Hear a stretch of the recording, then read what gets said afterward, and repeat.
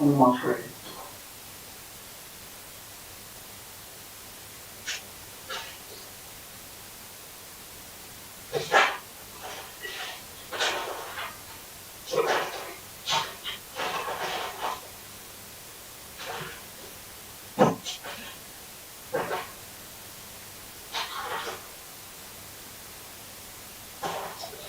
Good evening, ladies and gentlemen, commissioners and staff, and welcome to the City of Paterson Planning Board meeting of Wednesday, April 7, 2021 at 6:30 p.m. via webinar session.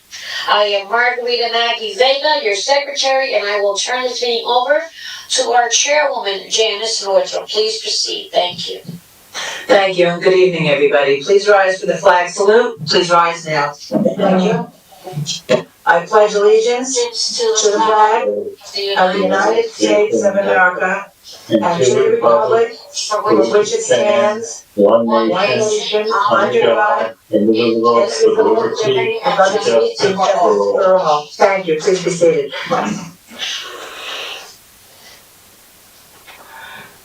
Okay, commissioners, planning board staff, ladies and gentlemen, as chairwoman of the City of Paterson's Planning Board, I call this meeting of 4/7/21 to order.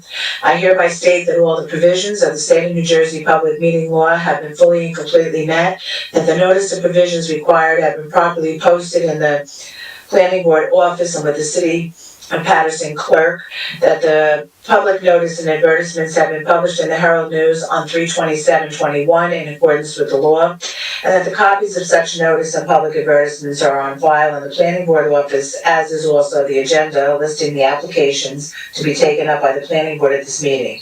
The procedures tonight will be in accordance with the rules, regulations, and bylaws as heretofore determined by the Planning Board at its office in the municipal complex in the City of Paterson. Roll call, please.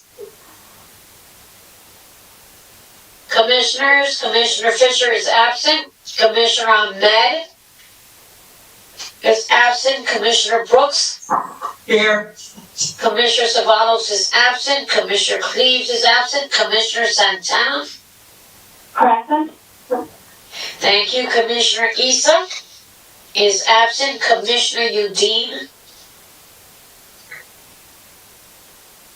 Commissioner Udine? Yes, Madam Secretary, I'm here. Thank you, sir. Commissioner Figueroa? Present. Councilman Kalik? Present. Thank you. And Chairwoman Northrop? Present. This evening we have 6 commissioners in attendance. You may proceed, Chairwoman. Okay, thank you. Notice pursuant to the Open Public Meeting Act addressing effective coronavirus measures on the next public meeting, consistent with the coronavirus-related restrictions of Executive Order Number 107, given on Saturday, March 21st, 2020 by Governor Philip D. Murphy, the Planning Board of the City of Paterson will not conduct in-person participation of the public at all future meetings until further notice. However, public participation will be available by means of communication equipment pursuant to NJSA 10:4-8, commencing on April 15, 2020. Though there may potentially be a practical need for a limited number of administrative, technical, or other city personnel to be present in or near the council chambers, 3rd floor City Hall, 155 Market Street, Paterson, New Jersey, in-person participation of the public is prohibited. Nevertheless, for reasons of compliance with the said Executive Order Number 107, public participation will be available by calling 973-321-1579, and the meeting ID is 711-680-001, and I will repeat that later on in the meeting. Planning Board regular meeting of Wednesday, April 7th, 2021 at 6:30 p.m. on the date and time that the meeting is scheduled to commence. The public may also participate in the meeting by accessing the website of the City of Paterson, www.patersonnj.gov, and following the email link for the meeting, www.patersonnj.gov/planning board. Okay, I believe we had 3 applications on the agenda this evening, but I understand Mr. Deutsch, the Paterson Qualified Opportunity Zone LLC is being carried. That is correct.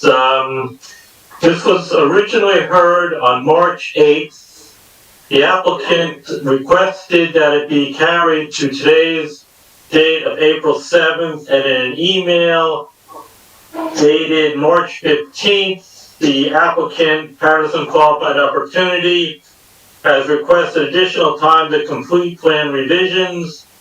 Please accept this request to carry this matter to the first meeting in May, which would be Wednesday, May 5th, 2021.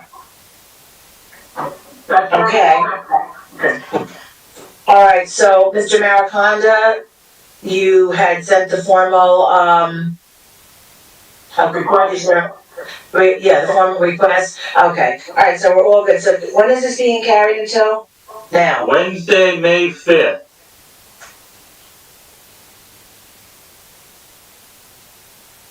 Okay. All statutory time requirements are waived, Mr. Maricondo? Yes, for the record, they are waived through May 5th. Okay, so this evening, then we will, we have two applications, JCM Investors and Garden State Management. Mr. Deutsch, which one would you like to begin with? Garden State Management, please. Okay. All right, and I believe,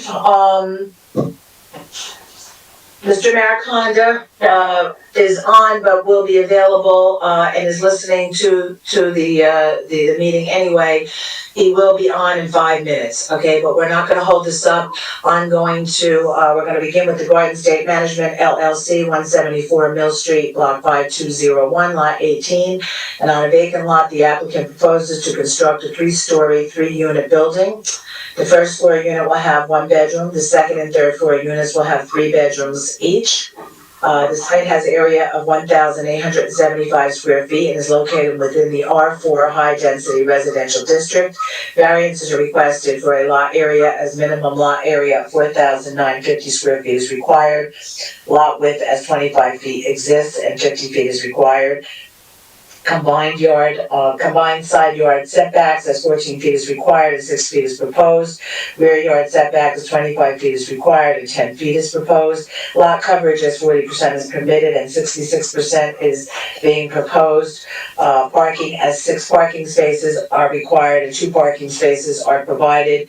And open space as 800 square feet is required and 250 square feet is proposed, and it requires site plan approval and bulk variances. Mr. Deutsch, would you give us your review, please? Well, I'd like to ask Mr. Mariconda if he knows of any reason why this application should not proceed this evening? I know of no reason, no. You're talking about the Garden State Management? Yes. Okay. I'm prepared, I think it's in compliance as far as I'm concerned. Madam Secretary, did we get any, were there any objectors on this application? Did we receive any correspondence from any objectors? Can you hear me? Yes. Now. Okay, hold on one moment, please. 1 moment.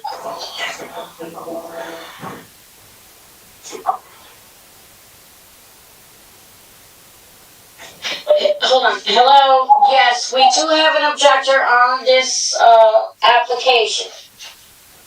So he's For sorry, so we'll, 174 Mill Street. I only have one as of yet. I haven't connected her yet to the meeting, but yes, we do. okay, so we'll proceed then. Thank you. Property taxes, I'm sorry, I was just gonna say, please proceed, go ahead. property taxes are current, there are no sewer charges due on vacant land. John Jimenez, providing an address of 189 East 7th Street, Paterson, New Jersey, is the sole stockholder of Garden State Management LLC. As indicated on the survey prepared by Thomas Stearns III and dated February 6, 2020, the parcel is frontage of 25 feet along Mill Street, a rear lot line that also measures 25 feet, a southern side lot line that measures 75 feet, and a northern side lot line that also measures 75 feet. The parcel's lot area of 1,875 square feet. The survey also indicates that the lot is vacant and that portions of masonry walls remain are in evidence. It is likely that a fire destroyed any previous structure that once occupied the site. A two-story residential structure and a three-story residential structures exist on either side of this proposal. Evans Architects has prepared a two-page site plan dated February 12, 2020. Sheet S1 is the site plan zoning page and is titled Proposed New Three-Family for Lot 18, Block 5201, 174 Mill Street, Paterson.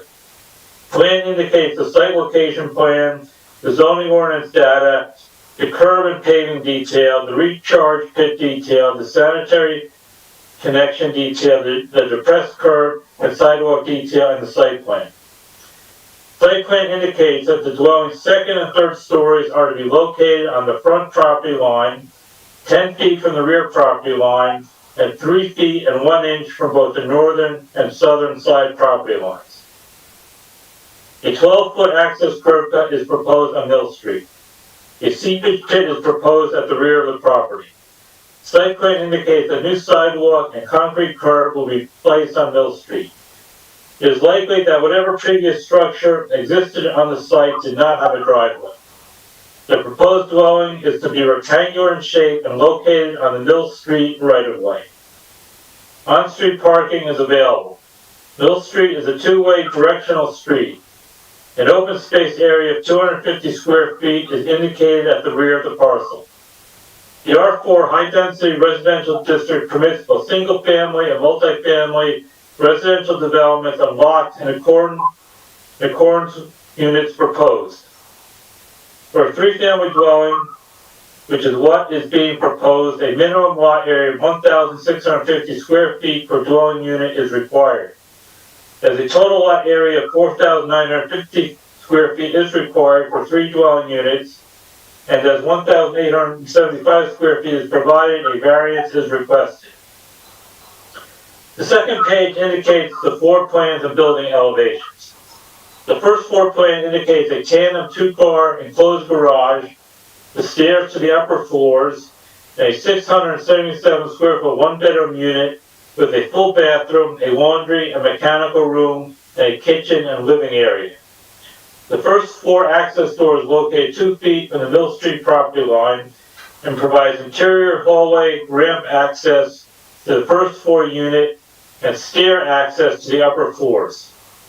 There's also a side door that is placed on the southern side of the building to access the 1-bedroom unit. This unit may be handicapped accessible. The proposed second floor plan indicates a 3-bedroom unit of 1,115 square feet and indicates a laundry and mechanical room, a full bathroom, a kitchen, and a dining and living room area. The proposed third floor plan indicates a 3-bedroom unit of 1,224 square feet and indicates a laundry and mechanical room, a full bathroom, a kitchen, and a dining and living room area. The proposed front elevation indicates that the first floor has a brick facade surrounding the front and garage doors. The second and third floors are vinyl sided. A decorative A-frame roof is proposed. Windows are indicated on the second and third floors. The building has a height of 35 feet. The proposed right side elevation indicates that all 3 floors will have a vinyl facade with windows on all 3 floors. The proposed rear elevation indicates that all 3 floors are to be vinyl sided and that double hung windows are proposed on all 3 floors. The left side elevation plan indicates a window on the first floor and the side door entrance for the 1-bedroom unit. 3 single windows are located on both the second and third floors surrounded by vinyl siding. The applicant should advise many locations of lighting and security cameras. Additional variants are requested for lot width as 25 feet exists and 50 feet is required.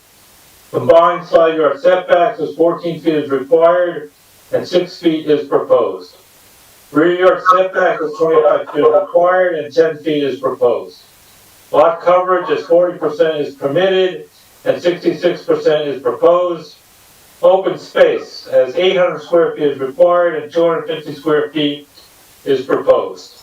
A total of 6 off-street parking spaces are required based on the 1-bedroom unit requiring 1.8 parking spaces and the 2 3-bedroom units requiring 2.1 parking spaces each.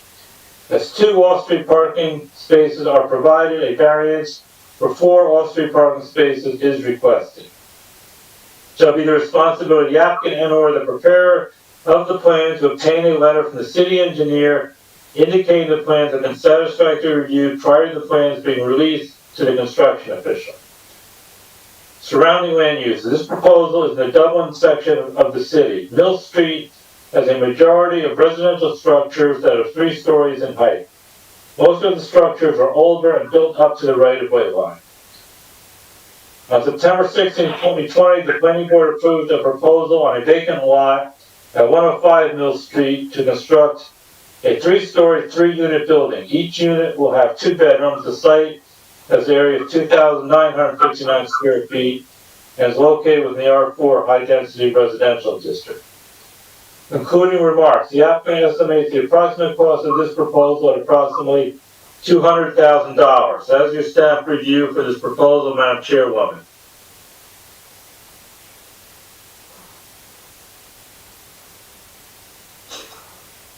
Thank you, Mr. Deutsch. Mr. Maricondo, I'm sorry, I should have asked you before. You are representing this applicant?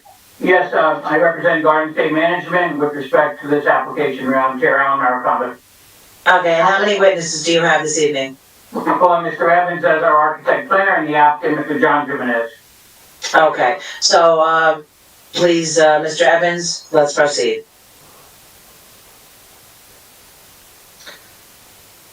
Okay, let me see if Melinda? Okay. Okay, please raise your right hand. You swear affirm testimony you're about to give is the truth, the whole truth, and nothing but the truth? Yes, I do. State your full name for the record. Matthew Evans, EVANS, architect, planner, 470 Chamberlain Ave, Paterson, New Jersey. Thank you, Madam Chair. Can we start with Mr. Evans? And we recognize Mr. Evans as an expert witness. Thank you, please proceed. Thank you. Thank you very much. Before I begin with Mr. Evans' testimony, just by way of brief intro, you are fully familiar with this area, as Mr. Evans will be posting his plan. This is an area which is one of the oldest residential districts in the city. This board has heard several applications over the years in this area where we're attempting to fill in what we vacant or what we call infill lots, which have had a long history of residential use in the area. And as a consequence, there's been a strong movement towards getting those infill lots occupied by usable quality new residential housing. These parcels are traditionally extremely small, although the R4 district requires considerably more square footage, as per Mr. Deutsch's report. We have taken this, we have usually reviewed this particular zone with an awareness of the fact that this is a residential area where there has a long history of multifamily use in a relatively compact area of space. This is also, of course, within walking distance of the bus and downtown business district. So, with that being said, I'll call Mr. Evans. And I'll post.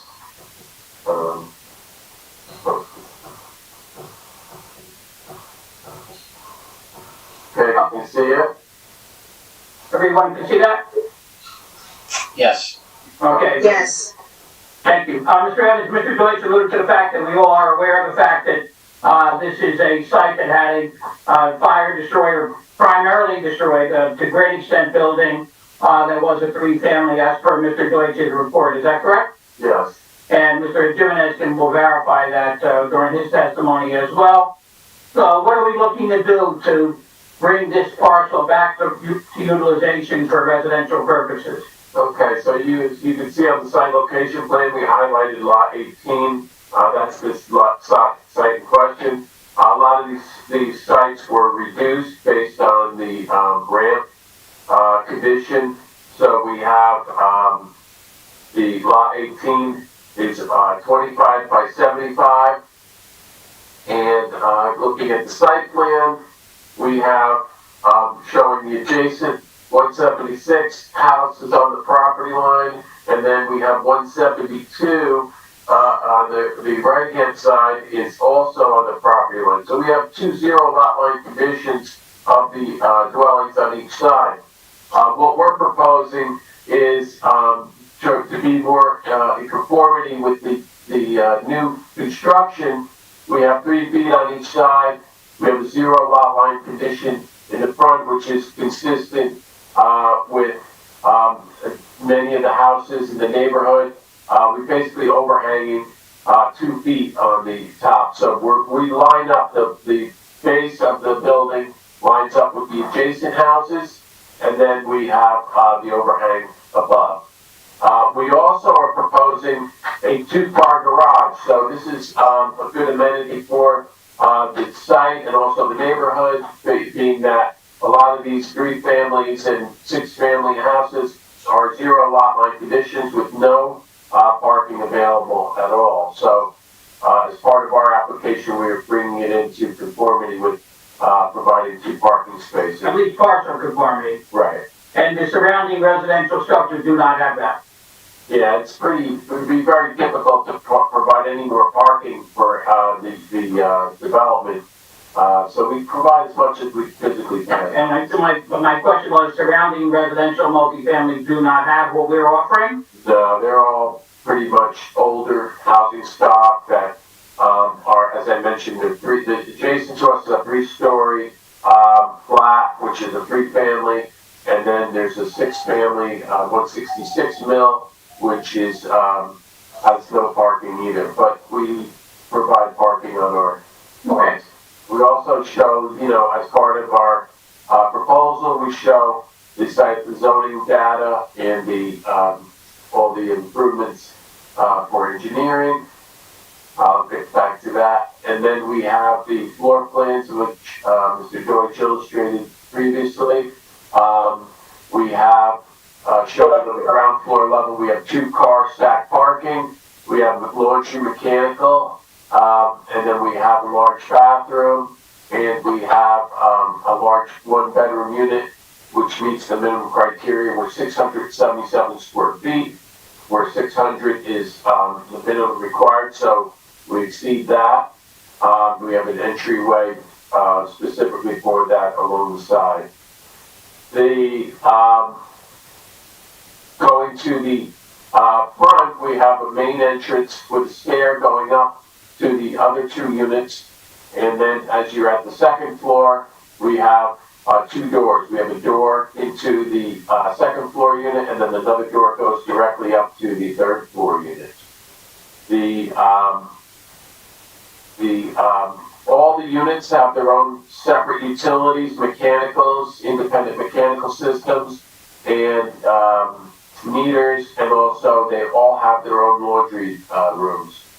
And then we also, as you can see, we have a large, bedroom in the rear, which is 12, by, 15 foot 6. And then we have a 10 by 12 and a 10 by 12, bedroom, for the, additional, bedroom. So going to the 3rd floor, we have, once you get up the stairs, we have a nice large, open railing, which gives a nice open feeling for the living, dining, and open kitchen. And then, it's similar to the layout as the lower level. Then we have, showing the front, we have a mix of materials. We have brick, siding, and shakes. We have a gabled front and showing, colonial windows, and, we have a 9x7 garage door, which provides us that single, stack parking, which we've accomplished with, in the garage. We have the rear elevation similar, 2 double hung windows on each floor. And then the side, right side is pretty simple, and just windows and siding. And then we have show that, entrance for that rear unit on the left side elevation. So those are, some of the conditions, for the architectural and the site.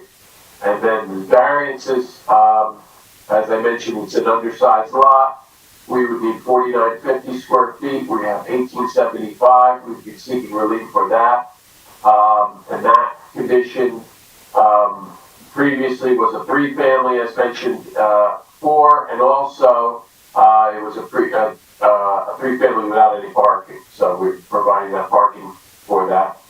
And we, as mentioned also, we're in the R4, which is the highest density residential in Paterson. And 50 feet is required, 25 is a pre-existing non-conforming condition.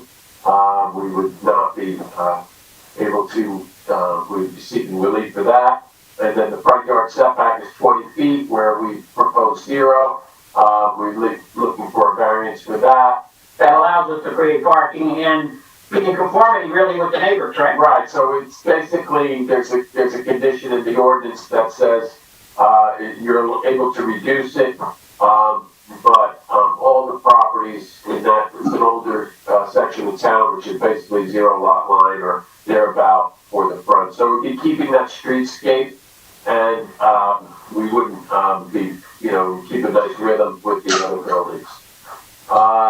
We have the rear setback, 25 feet is required and 10 feet is proposed. So we still have 10 feet yard. We have some open space in the rear, so we have about 250 square feet. And that's an amenity for our site. And three stories is the maximum. We're at 3. 35 feet, we're at 32 feet. Lot coverage, 40 feet maximum, we're at 66%. So we would be over on that, but That's also conforming to the neighborhood? right. So the density and scale and character of the neighboring structures and the density of the lots would be basically in keeping with what we're proposing. So it would not negatively impact the neighborhood. The parking, as I mentioned, it's required 6 spaces, and we basically have a 1-bedroom and 2 threes. And we have 2 parking in the garage. We seek relief for that. And as I mentioned, the scale, the size of the lot, and some of the other conditions would not allow any more parking for the dwelling units. And then the open space, we have 600 feet and 200, and then we're proposing 250 feet. We look for a variance for that, but it is open. And it does go back a little further, even though the property line is in the rear.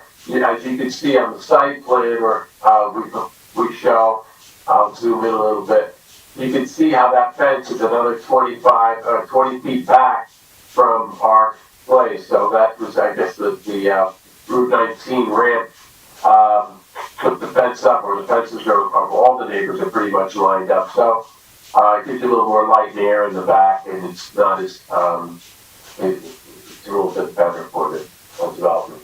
Okay, and then, so in your estimation, from a planning perspective, these variances should be granted based upon the particular circumstances of this site and its history as a 3-family? Yes. Okay, and again, Mr. Deutsch alluded to in his report about there were recent approvals by this board in September of last year at 105 Mill with respect to a 3-family being approved for a vacant lot. Is that right? I believe so. And that's very close to the site. Yes. Okay, that's all I have, Madam Chair, at this time. Okay, since you only have one other, first of all, let me let the record reflect that Mr. Aquaviva, our attorney, is currently on, so he's in attendance here, and. Madam Chair, I just wanted. Thank you. Madam Chair, if I can, Yes. I just want to go, my apologies for being late tonight, but I did hear all of the testimony. I logged in while Mr. George was reading his review, so I did hear all of the testimony that Mr. Evans gave, and all of the questioning by Mr. Maricondo. Okay, thank you. I understand that, but I just wanted to understand one thing. Melinda, did you take any record of when he came into the meeting? Or the time? She didn't take any record because Mr. Evans was in the middle of his testimony. I waited until Mr. Evans completed his testimony, and my representation before the board is that I heard all of the testimony. In fact, I came into the meeting while Mr. Deutsch was reading his report. I didn't feel it appropriate to interrupt Mr. Deutsch or Mr. Evans during their while they were speaking. Thank you very much, and in the future, please do so, because it should be duly noted, but thank you. Continue. All right, thank you. All right, so, since you only have one other witness, Mr. Maricondo, please call Mr. Jimenez, please. Sure. John? Yes, sir. Raise your right hand. You swear or affirm to testimony about to do the truth, the whole truth, and nothing but the truth? Yes. Okay. Say your full name for the record. My first name is John, John. My last name is Jimenez, Jimenez. Good evening, John. John, you are the principal of Garden State Management, is that correct? Yes, I am. And John, as such, you are the owner of this property, and how long have you owned this property? I would say close to 2 years. Okay, and not too long after you initiated the process with Mr. Evans and myself to move forward to try to return this property to the residential market, is that right? Correct. And you bought it as a fire damaged parcel. Yes. And on your knowledge and experience, it was a three-family dwelling? Yes. And you indicated to me in our discussions that you were able to make some physical observations of the site that also confirmed that? Yeah, I've been in that area for about, I would say, 35 to 40 years. So I've owned property through there, and also as a young man, I've walked through there quite a few times. So you grew up in the neighborhood off the Grand Street area as well? Absolutely. And this particular site, you're able to observe some utilities that indicated the prior structure? Yeah, there's still a gas line on the curb, and the water line is still there from the house that was there previously. So there's a lot of indicators that, there definitely was a property there at one time. Right. Okay, and this particular site is not your first project development in Paterson, is that right? No. Okay, so you own multiple residential properties in the city, and do you manage them still presently? Yes, me and my two brothers, we all interact together, but we own numerous property for probably the last 40 years through Paterson. And it's primarily residential real estate? Yes. Okay, so with respect to this construction, this would be something you're very familiar with? Yes. Okay. You've heard all the testimony by Mr. Evans as well as Mr. Deutsch's report? Yes. And you would like to develop it as per Mr. Evans' plan, and your intention would be to rent out these units, is that right? Correct. That would conclude my testimony with Mr. Jimenez. Okay, thank you, Mr. Jimenez. Thank you, Mr. Mariconda. At this time, I'm gonna open it up to the public for questions. If anyone in the public has any questions of Mr. Evans, okay, the architect, Mr. Jimenez, the owner of the property, okay, please call in now at 973-321-1579. Excuse me? We call them one by one. Okay, well, I'm not done yet, okay. Excuse me, excuse me. Sorry. Excuse me, I'm not done yet, okay? Excuse me. You can call in at 973-321-1579, and the meeting ID number is 711-680-001. And these are for questions of the architect and of Mr. Jimenez. Okay, go ahead, Madam Secretary. Thank you. My apologies if I interjected at the wrong time.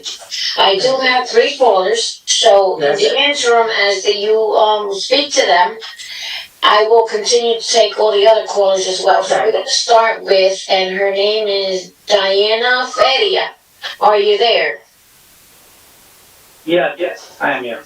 Okay, can you proceed with the chair? And please speak loudly because I don't really hear you. Thank you. I can hardly hear you as well, but I'm gonna ask you to state and spell your name for the record, please. Diane Ferreira. Diane Ferreira. Ferreira. Okay, I need to ask you a question. That is a female's name. You sound like a male. Yes, that's my brother is representing me, so he's gonna... Well, you speak very good English. He will not speak for you. You need to speak. Thank you, Madam Secretary. Thank you. So again, it's Diane has any questions. Ms. Ferrera, okay, has any questions? Madam Chair, my apologies. Yes. Can we have an address for the record, please? Yes, I'm trying to get, the name was spelled, and I need an address, please, for the record. Oklahoma. Can I have your address? 176 Miller. Only Diane Ferrera can speak, sir, not you.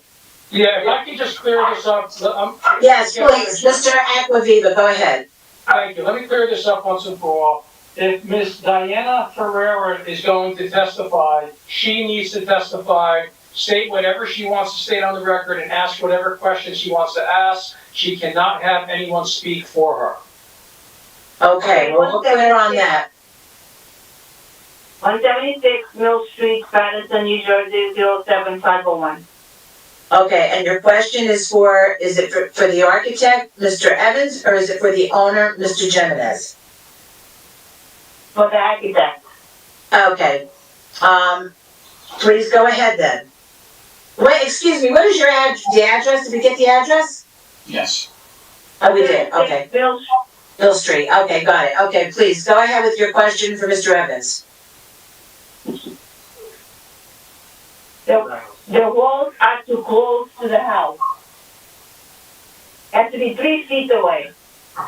6 feet away. The what's too close?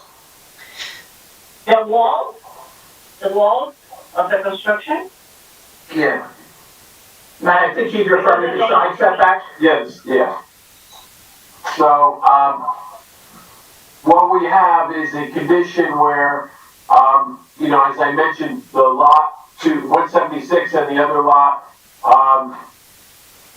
to the, let me post again, give me a second. Okay, so you're 176, your house is on the, a little encroaching onto the proposed development lot, which is a little bit less than a foot, and then you have a condition where you're basically on the property line. All the new developments have to be a minimum of 3 feet away from the property line, and what we would be is seeking a variance, but that variance is consistent with the lot width of 25 feet, which is similar to a lot of other developments in the city of Paterson and other cities, where the 3 foot is basically a standard for a new construction. Mr. Evans, Mr. Gleason reported the case were proposed to be side yard 3.1 feet. You would agree with that? Yes. And the objector's house, existing residence, is not only on her property line, it slightly encroaches on ours. Yes. So we're creating a 3 foot setback regardless of what the prior residents may have had. Yes. Okay, thank you. Okay, yeah. Ms. Ferrera? Yes, what is the privacy on this? Excuse me? I didn't hear the question, I'm sorry. Hello? The privacy, because the windows touch each other because it's so close to each other anyway. I know, but the attorney just explained to you, you wanna go through it again? Sure. Again, first of all, we talked in detail about the nature of this neighborhood in terms of the close proximity to the existing dwellings, which have been, most of them in existence for probably more than 100 years in many cases here. This is a very old neighborhood, and we're not looking to interject or place a residential dwelling where there was never one before. And this particular neighbor's house encroaches on our lot line, and there's been a long history of their side-by-side residencies. That's all we're looking to do, is to restore, probably with a better setback and with a better separation of light and air. I would just ask Matt, do you know if there's any way that you feel there's interference with the neighbor's property in terms of air and space and light? No, what we're proposing, as said, is very consistent with the building code. We're designing this as a multifamily, and this multifamily will be designed in accordance with the International Building Code. That's the present standard for new construction. and all the windows and surrounding area will have adequate light, air, and ventilation for the existing homes and also ours. So we would not be building to the property line, we would be building away from it and leaving those. And we limited our windows. We try to get as many windows in the front and back as possible, and then we have just a limited amount for 2 bedrooms for the most part to have the bedroom windows. And then again, that's part of your site plan, your side elevations depict those windows, is that correct? Yes. Okay, and you're bound by that along with your construction plan, so you must comply with city and state building codes vis-a-vis the window design. Yes. Okay, thank you. All right. Okay, my question, if I call. You only have, excuse me, I'm sorry. I'm only giving everybody 3 minutes for questions, so if you have another question, I'll give you another 3 minutes and that's it, and then I have to move on to the next caller. Okay, my question is, if I call Trent and is that called legal, they're gonna say that's legal, what you just said? Oh, they could, yeah, go ahead and answer that, Mr. Maraconda, but they're not gonna do anything that's. Well, I think Mr. Evans said that our construction design is gonna be in full compliance with local and state, building codes. We also have everyone knows on the board, we have to comply with the Department of Community Affairs codes, which are very stringent, as a multifamily with the state of New Jersey. And then for the parking space, it's 6 and you give me only 2, you only give it 2 instead of 6. That's correct, we're seeking a variance, we're probably, I'm not sure, Mr. Evans, you can confirm this. Are we the only, house on that block with parking and spaces available on site? Yeah, I'm pretty sure that, as we mentioned, before, there's no off-street parking on Mill Street really to speak of. How about the neighboring properties? People park down the street on Slater. No, I mean neighboring properties with respect to on-site parking, the neighbors, our adjoining neighbors. Yeah, I guess You just had it up before, so, yeah, the neighbors. yeah, the neighbors don't really have parking. I think our neighbor to the left, 176, may have parking in the back off of Slater Street. Okay, But as you know, these are basically all, these buildings are all right next to each other. There's no parking, they're older development. the great majority of them. Right. Okay, thank you. Okay, but the new code is 6 now too, so, Well, yeah, they're asking, okay, but, Ms. Vieira, they're asking for, doesn't mean they're going to get it, and if they don't, they have to come back before us, but they're asking for a variance, okay, for that, and they're allowed to do that in this application. So, if you have another question, I'll take it, otherwise I'm gonna have to go on to the next caller. Okay, just stay on the record that I'm against the vote. Okay, fine, that's duly noted. Okay, next caller, please. Madam Secretary, next caller? The next caller is Maydeen. Are you there, Mrs. Maydeen? Hello? I'm here. Okay, you may continue with the chair. Okay, please, Nadine, what is your last name? Sure, it's Rab. Is that R-A-A-B? Correct. Okay, Melinda, you have that? Nadine Rab, okay, your address, please, Nadine? Well, I don't live there, but I own four houses there. Okay, Mr. Aquaviva? You want to go? If you can just give us one of those addresses, please, the closest one to the proposal. The closest one, would be 162. Mill Street? 187, either one of those. Yeah, 187 Okay. across the street, so. Thank you, Madam Chair, she can testify. Okay, go ahead. All right, so we have ask your question, please. Is it for, the architect or is it for the owner, Mr. Jimenez? Well, it's really like, not even a real question, I just want to make comments at the end, because I don't really agree to this, because we've had other issues there. All right, well, the thing is, I'll give you 3 minutes to make your comments. Please go ahead and make them now. Okay, I have a problem because all these buildings that are being built, we've been in there for 10 years now, and we've refurbished a lot of them, just cleaned them up and stuff, never done major construction. But now everybody's doing massive construction there, and I went and checked all the property taxes of some of these new buildings, and their property taxes are like $110 a quarter.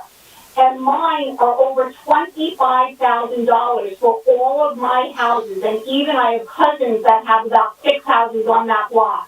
We probably have the most real estate properties versus all of these other people that are coming in and building. And I know Mr. Jimenez has other properties there because I've been told. And it just seems like, how do you pay $110 in property tax every quarter? And then they're not complete, and I don't think they have the COs on some of these. There's no awnings on them for the drainage, for the roofs, for the water, a lot of things. But I have to voice my opinion. Okay, so, yes, Mr. Maricondo, Mr. Maricondo. My objection for the record on 2 points. All the testimony about comparable taxation is not relevant and germane before this board. I believe board counsel would agree with me. That's my number one objection. Madam Chair, I would be so inclined to sustain that objection. It's absolutely relevant, and the comments that were made are not relevant for the purposes of this hearing. Okay. Duly noted. That's our number one concern about her testimony. Okay. Do you have anything else you'd like to say, Mr. Maricondo? I'll defer if she has any other comments. Okay. Any other comments? Ms. Rabb? I know, but how do I voice that opinion later on? This is the first time Ibrahim Dalshek, are you there, sir? You're the next caller. Yeah, but I'm still with Ms. Rabb. Thank you. Ibrahim Dalshek, are you there, sir? Yes, I am here. I am still with Ms. Rabb, so I'm asking Ms. Rabb. Okay, what was your question? Ibrahim Dalshek, are you there, sir? What's going on? I don't know what's going on. I really don't. Muted, Jan. I don't hear anybody. Okay, I'm not muted, so I'm sorry you can't hear me. So then you got a technical problem, so I'm gonna ask, Ryan, if you're there and you can hear me, okay, please help Maggie, okay? All right, so, Miss... I'm here. This is Ibrahim Dalalshi. Yeah, okay, just hang on, please, hang on, one moment. Okay. I'm still with someone else. Okay. Okay, Miss Rob, I'm gonna ask you, again, okay, before I got interrupted, you were trying to say, what were you saying?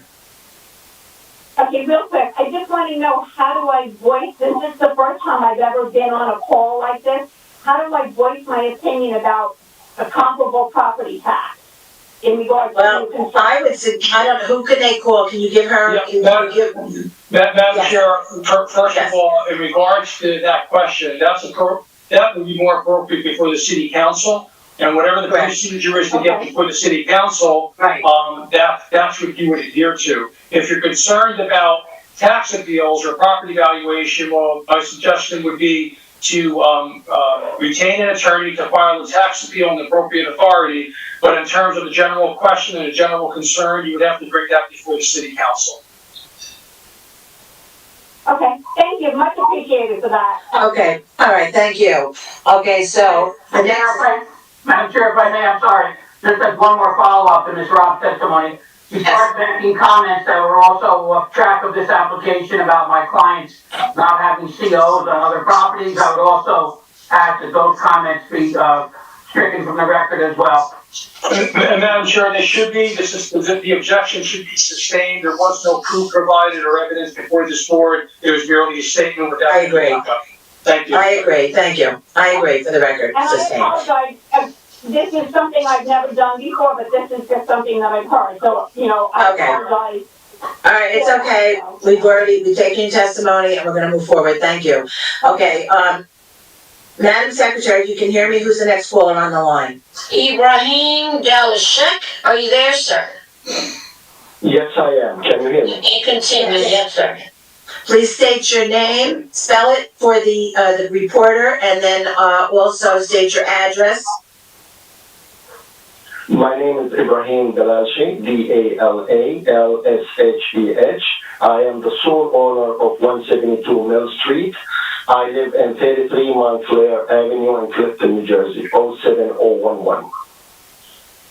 Okay. Your question is it for the architect or for the owner? Now, let me make a very, a short. Well, you have 3, excuse me, wait, I'm gonna give you 3 minutes to ask your questions, but I'm asking you right now, is your question for the architect or is it for the owner of the property? The owner of the property. Okay, that would be Mr. Jimenez. Okay, go right ahead with your question, please. First, what I heard on that meeting is not true, even though this is a two-way street, but there are more than 14 handicapped signs, and that limits the parking spots for everybody. And it's one of the most densely areas in Paterson, due to the fact that it's minimum 2 or 3 family house. And there are a lot of streets. You could go back to the records of the city and you see how many parking tickets on that street have been given to people because they have no parking spots. To provide only 2 parking spots while you are required by the code to provide 6 is a big opposition from me. I will not agree to this, even though it might be other areas it's been accepted, but this is my house. This is where. Right, but what is your question, sir? Sir, I have to ask you, what is your exact question to Mr. Jimenez, please? This is the question. The question is, it's not by the code to have 2 parking spots instead of 6. Why would you do that? I don't care about. Okay, Mr. Aquaviva, can you explain, Mr. Aquaviva, can you explain, please? Yes, Madam Chair, for the record, Madam Chair, Mr. Delasha contacted me last week and I spoke with him. And when he did speak with me, he had indicated he was going to request that this matter be adjourned in time to retain an attorney. That obviously has not happened, so he's actually at the meeting today and he's questioning and testifying. So, Mr. Delasha, I think the issue here is this, okay? Testimony has been taken from 2 individuals, Matthew Evans, who's the architect and the applicant's expert witness, and Mr. John Jimenez, who is the principal of the applicant and the owner for that matter. Our chairwoman has asked you several times if you have any questions of either of those individuals. You will have time at the end of this meeting to voice any concerns or objections that you have to the extent that they will be relevant. But right now, your testimony and your participation in this meeting is solely for questions that you have of Mr. Evans as the architect in regard to the plans that he testified to, or Mr. Jimenez based upon his testimony in support of the application. That is what your role is at this particular time. Okay, I will ask the question. I have no problem with that. Why do I have to pay? Why do I have to get the burden, the financial burden of increasing my homeowner's insurance due to the fact that you built so close to my property? Okay, Mr. Delasha. Okay. I'm not going to interject for Mr. Mariconda, but I'm sure he would object to that question because it's not relevant to the meeting tonight.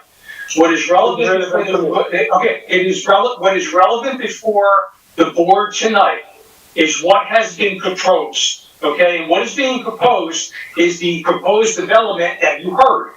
Okay, as far as the effect on your income, the effect on your taxes, the effect on your insurance, you can voice that if you want to, but I am advising the board to not consider it because it's not relevant to the application tonight.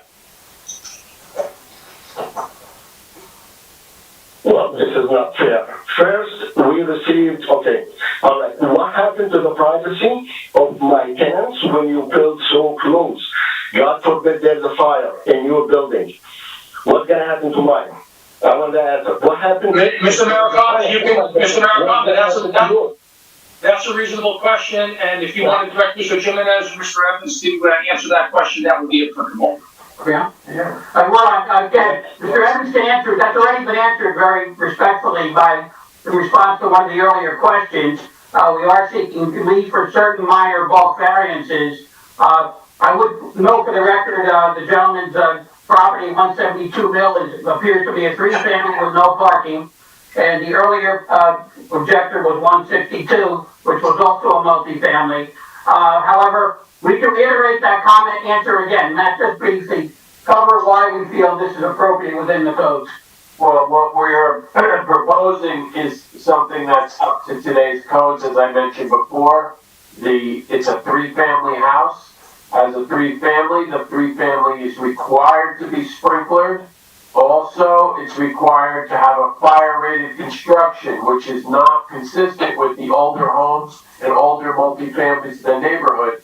So many of those three families and six families, etc., have no sprinklers, have no fire rating. So our development would be up to today's code and would be protected from other structures and also protect the other structures by being fire rated construction and having fire sprinklers and emergency exit lighting and all the current safety features of present day construction. Thank you. Well, this is, to me, I'm sorry, can I make a comment on this? To me, this is irrelevant to what your structure is going to have. It's dangerous to put my tenants' life in danger in case of a fire because you are building against the codes. That's why you are in front of the board. None of the proposals that you have is with the code. And starting with the most important thing, the parking spots. That street has no parking.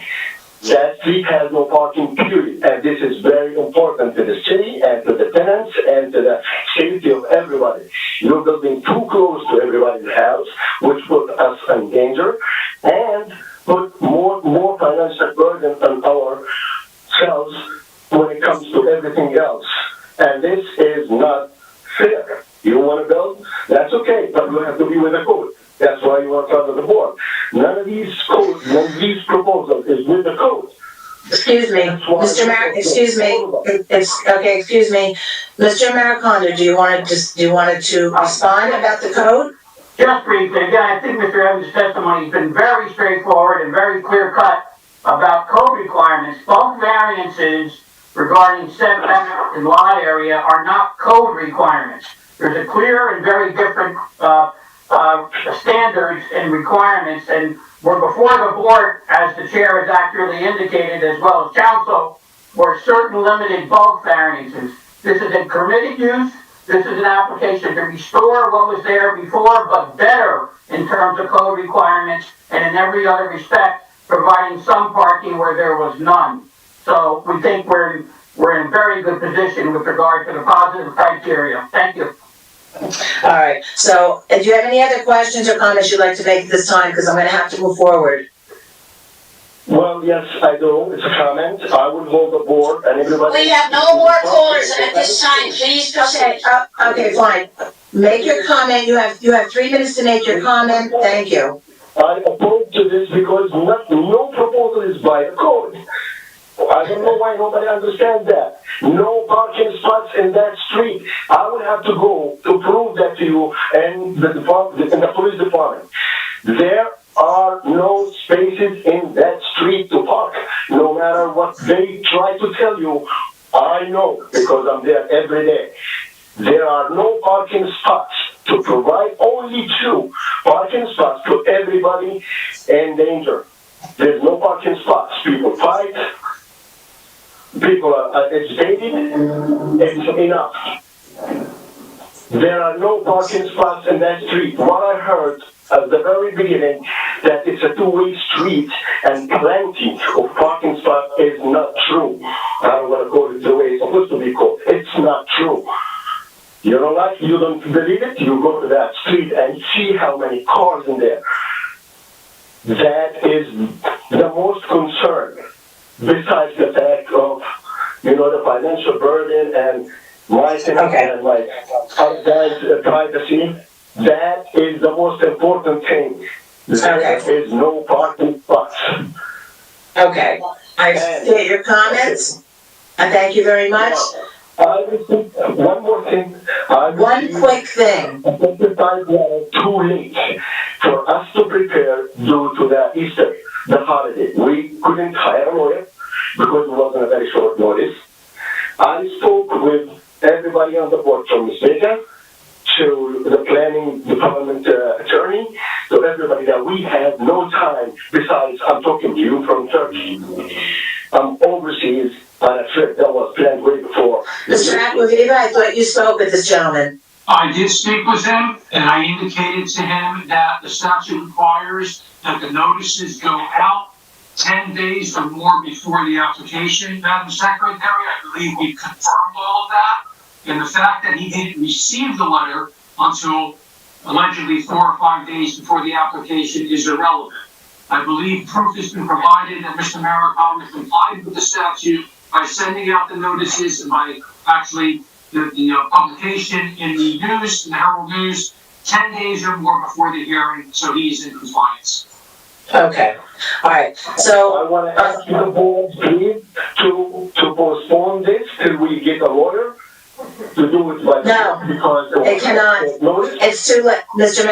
Okay, Mr. Aquaviva, can you respond to that, please, and then I'm gonna have to move on. I will respond to that. My advice to the board is to not honor that request for adjournment. As I indicated, I spoke with Mr. Halshik last week, and I said to him in no uncertain terms that if he was going to voice an objection to this application, he should retain an attorney. If he wanted to request an adjournment to this application, he should have retained an attorney. An attorney would then have forwarded a letter to the board, presumably requesting an adjournment if applicable for all necessary reasons. Unfortunately, that did not happen. We did not receive a letter.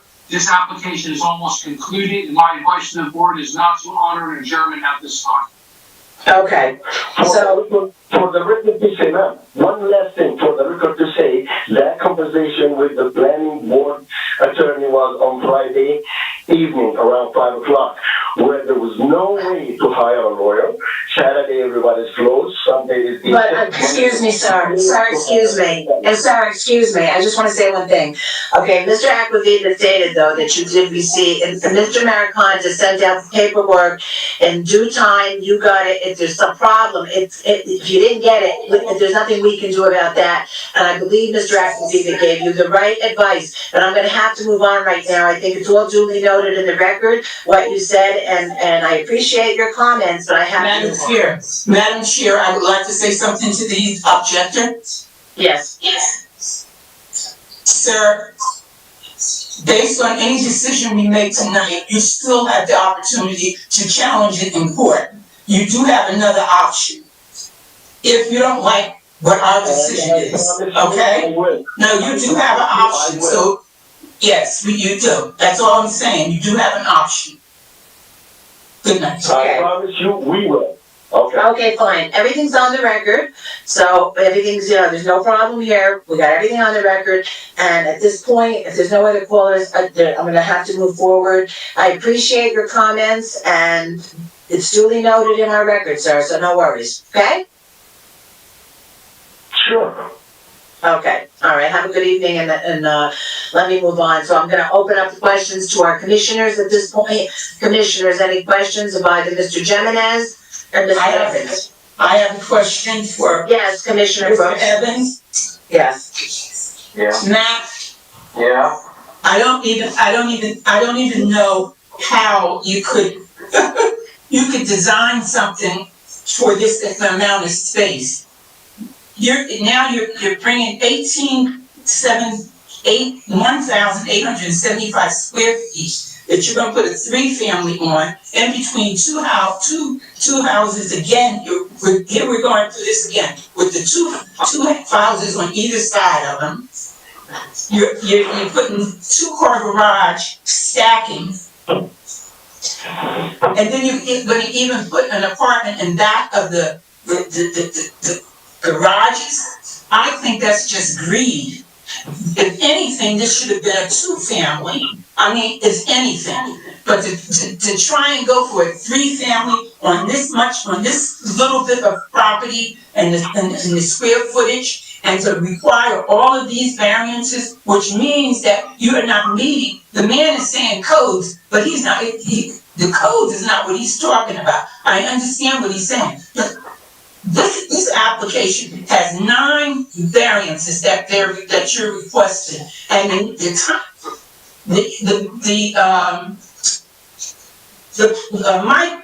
Mike's report, he says that in September 16th, that the approval was for a lot of 105 Mill Street to construct a 3-story family. The site had 2,959 square feet. That's a hell of a lot different than having 18 square foot and jamming something in between between two houses on either side, with Mill Street being the most dense area in the city. Tell me how you justify that, Matt. Well, Tell me how you justify that. well, our testimony speaks for itself, Commissioner, but if Matt wants to speak. I'm asking Matt. Yeah. I have a right to speak before he answers. Matt, if you want to add to your very extensive architectural planning testimony, which clearly states why it should be granted, you may do so. Well, what we're proposing is a 3-family, but it's not a traditional 3-family.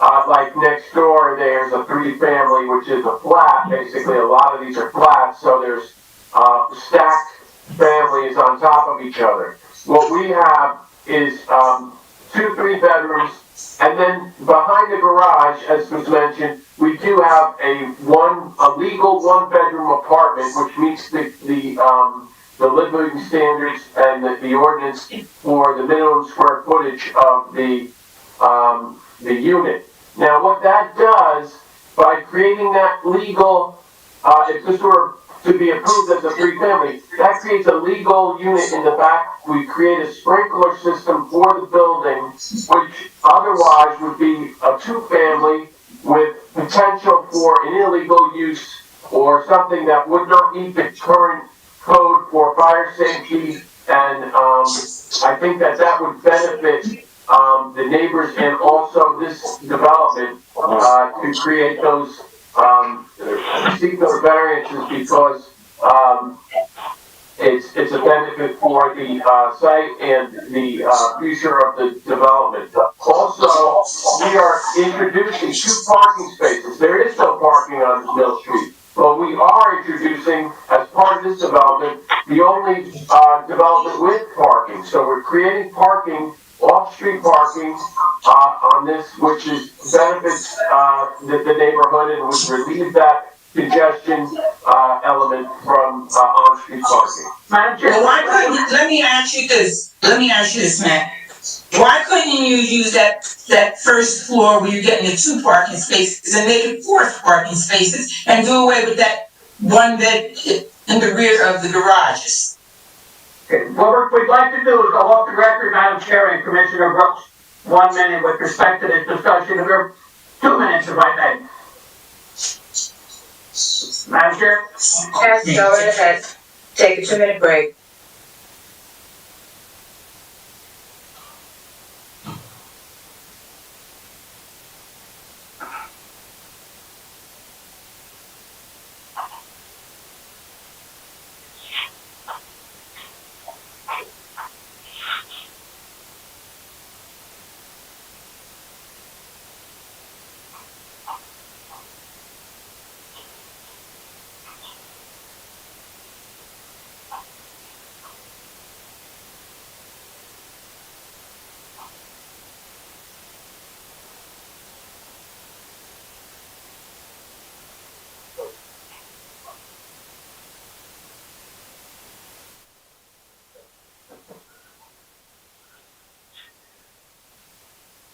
Move the unit from the back and take the house out of the walls. That would be safe. All right, somebody's got their microphone on.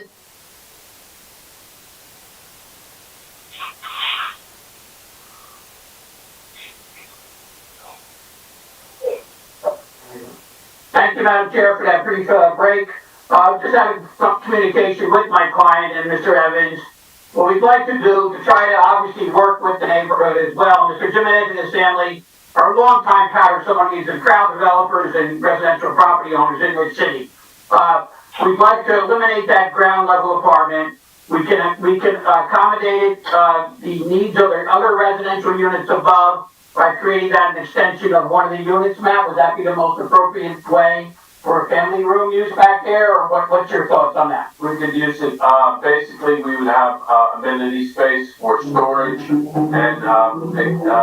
just unfinished storage in the back, and then, and we would leave it basically just removing that unit. And we would accept the deed restriction as a two-family dwelling, Madam Chair. Thank you. Okay. Commissioner Brooks? Yes. Yes, do you have any other questions from Mr. Evans? Did he answer or try to resolve some of your questions? No, Alan, thank you. Matt, thank you. Mr. Jimenez, thank you. I just think that even the objectors over there and the neighbors would appreciate that more so. Because at least now you're not having another family that has a car that they have to use. So I think that's a much better application. Thank you. Okay, so commissioners, other commissioners, okay? Any other commissioners have any questions of Mr. Evans or Mr. Jimenez? Chairwoman, this is Commissioner Udine. Yes, Commissioner Eugene, go ahead, please. I was actually taking 2 minutes break. Just for clarification, what's the modification came after Commissioner Brooks? We're downward modifying from 3 to 2. The ground level apartment is no longer going to be proposed, and it would be just a storage or common area space for the residential units above. So there are going to be 3 parking spaces, am I correct? No, we didn't think 3 parking spaces stacked was the most appropriate way to go. But that's obviously something that could be discussed further, but we think it makes more sense to leave that as just living space per se, just a passive, recreational storage space, no bedrooms or anything of that nature. So here's my question, that if you have second floor and third floor, 3-bedroom units, as of now, how many parking spaces are required? There's a reduction in the parking requirement down to 4, Matt. 4, so it would be 50%. We have 50% of the parking required. Then that's 50% more than everybody else, especially the people that you heard from tonight who don't live there, by the way, themselves. And, this is an investment property for the applicant. We understand that as well. And these are people who have residential multifamilies. And again, we are in compliance with the R4 zone. We understand this is an old zone, and it's very particular and different than many other neighborhoods in the city. And we're restoring residential use to this site. We're not interjecting residential use. That's a big difference. Sir, one more time, I want to get a clear answer that if we have as of now, we have 2 3-bedrooms, apartment, second floor and third floor, 2 bedrooms, 3 bedrooms each. So you said 4 parking spaces are required as of now? Matt, go ahead again. Yes. Speak up, please. Yes. 4. 4 Mr. Deutsch can confirm it, Mr. Deutsch can confirm it, but. Okay, so I just want to hear the clear answer so that we can think about that. Okay, we need 4 parking spaces, 2 are provided. Can someone answer correctly? What is the requirement as of now? We stated it twice. Mr. Deutsch, do you want to say it again?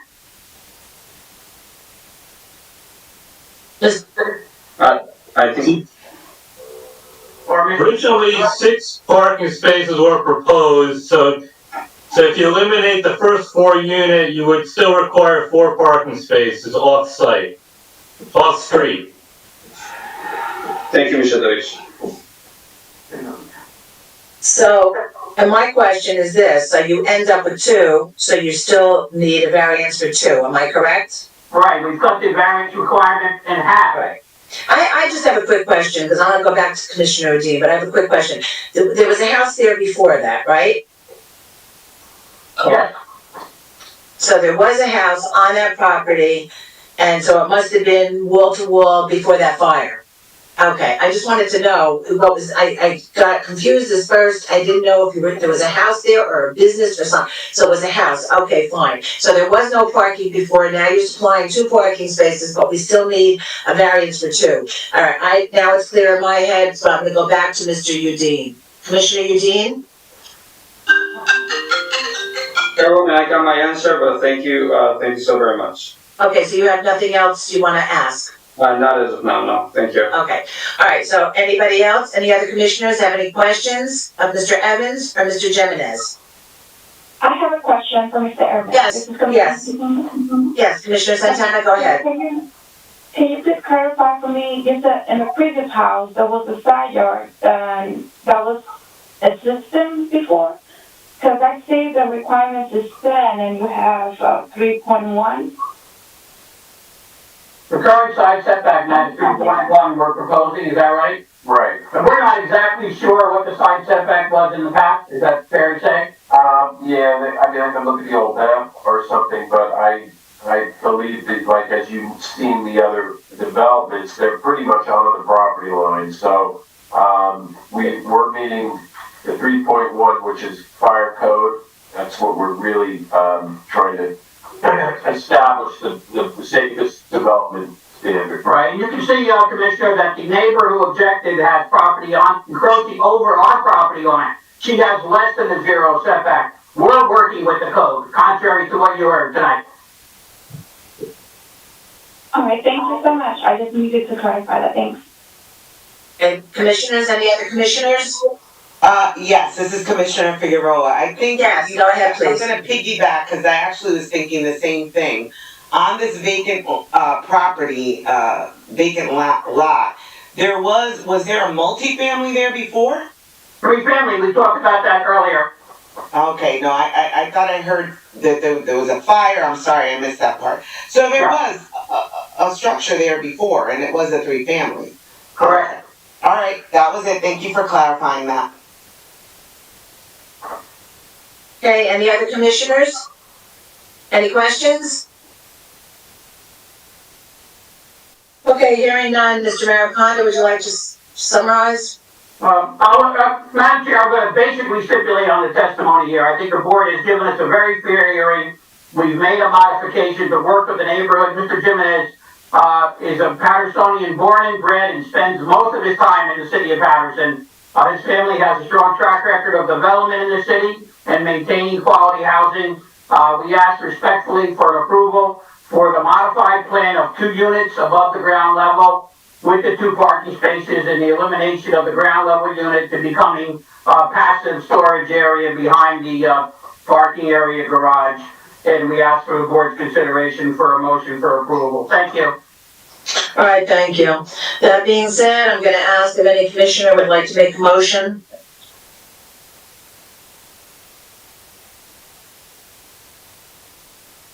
Commissioners? No commissioner? Okay, if you don't want to make a motion for approval, who wants to make the motion for denial? I just don't get it. If the code is 6 feet, house to house, why is it doing 3? Excuse me, who's speaking right now? Excuse me, who's speaking? I don't know who that was, but whoever it was should not be speaking. Okay, so I'm going to go back and I'm going to ask, we need a motion on something, commissioners. I'll make the motion. Okay, Commissioner Brooks. On an application of Garden State Management LLC, 189 East 7th Street, Paterson, with property located at 174 Mill Street, Block 5201, Lot 18, be approved, subject to site plan approval, bulk variance, city engineer, HEP soil conservation, an amendment to this application to convert from a 3-family to a 2-family with the rear of the first floor being used for storage and utilities. Okay, thank you, Commissioner Brooks. Okay, do I have a second from anyone? I second. This is Commissioner, that was that Commissioner, Figueroa? Yes. Okay, second by Commissioner Figueroa, okay. Madam Secretary, roll call, please. Commissioners, Commissioner Brooks, your vote please. Yes. Commissioner Santana, Yes. Commissioner Udine, Yes. Commissioner Figueroa, Yes. Councilman Kalik. Councilman Kalik? Yes. Thank you, and Chairwoman Norton. Yes, 6 votes in the affirmative, this application has been granted. thank you. We thank you very much for the approval and working with the applicant. Okay, good enough, thank you, and Thank you all. congratulations, okay, and now we're gonna move on to the next application. It would be JCM 1012 LLC 449 East 18th Street, Paterson, New Jersey. Mr. Maricondo, are you representing them? I do represent JCM for the record on this application, yes, Alan Americano. Okay, thank you. The property at 21 Godwin Avenue, block 3605, lot 21. The applicant proposes to demolish the existing vacant 3.5-story structure on the parcel and construct a new 3-story residential building with a total of 6 units. The first floor proposes a staircase and 2 one-bedroom units. The second and third floors each propose 2 one-bedroom units on each floor. The parcel has an area of 2,962 square feet. This proposal is within the RA-2 zone of the 4th Ward redevelopment plan. Variances are requested for the following. Lot area is 5,000 square feet is required and 2,962 square feet is existing. Lot width as a minimum lot width of 50 feet is required and a lot width of 25 feet is existing. One side yard setback is a minimum of 5 feet is required and 0 feet is provided. And rear yard setback is a minimum of 20 feet is required and 18 feet is proposed. It requires site plan approval and bulk variances. Mr. Deutsch, may I have your review, please? Yes, thank you, Madam Chairwoman. Property taxes and sewer charges are current. Persons having a 10% or greater ownership interest in JCM Investors 1012 LLC is Matthew Florio, providing an address of 449 East 18th Street, Paterson, New Jersey.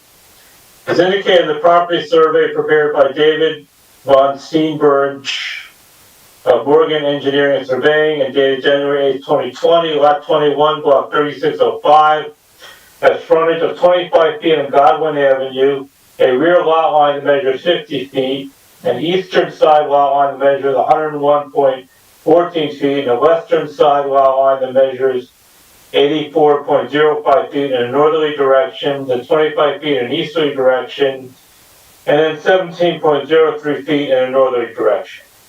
The property is L-shaped and there are adjacent dwellings located both east and west of the subject parcel. The adjacent dwelling to the west is located on the subject property line. The adjacent dwelling to the east is located 3 feet from the shared eastern property line with lot 3. Survey indicates that the lot contains an existing 3.5-story vacant structure and a rear garage building. The lot is relatively flat with a slight rise in elevation from front to back.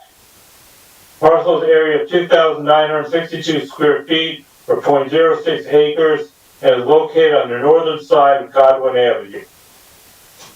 Evans Architect has prepared a 4-page architectural submittal revised to March 22nd, 2021.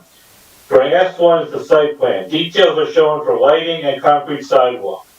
Additionally, the plan indicates site notes, the 200-foot radius map, the existing condition site plan, and the zoning ordinance data. The proposed site plan indicates that the proposed building is to cover 53% of the lot and has an approximate dimension of 20 feet in width and 80 feet in length. The building is proposed to be 3 feet from the front property line, 18 feet from the rear property line, placed on the eastern side property line, and 5 feet from the western side property line. A note of the plan indicates that the entire site and site perimeter is to be equipped with video security throughout public areas and site lighting along the traveled public way. Surveillance cameras are to connect the City of Paterson Police Department system. Drawing S2 is the site plan details.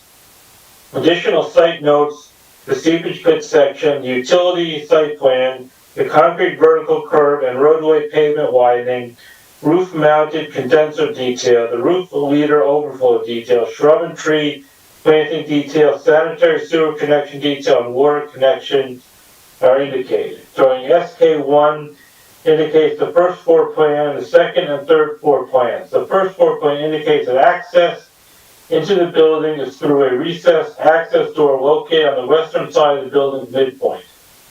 The recessed door leads to a vestibule area which provides access to the stairwell and a water meter area.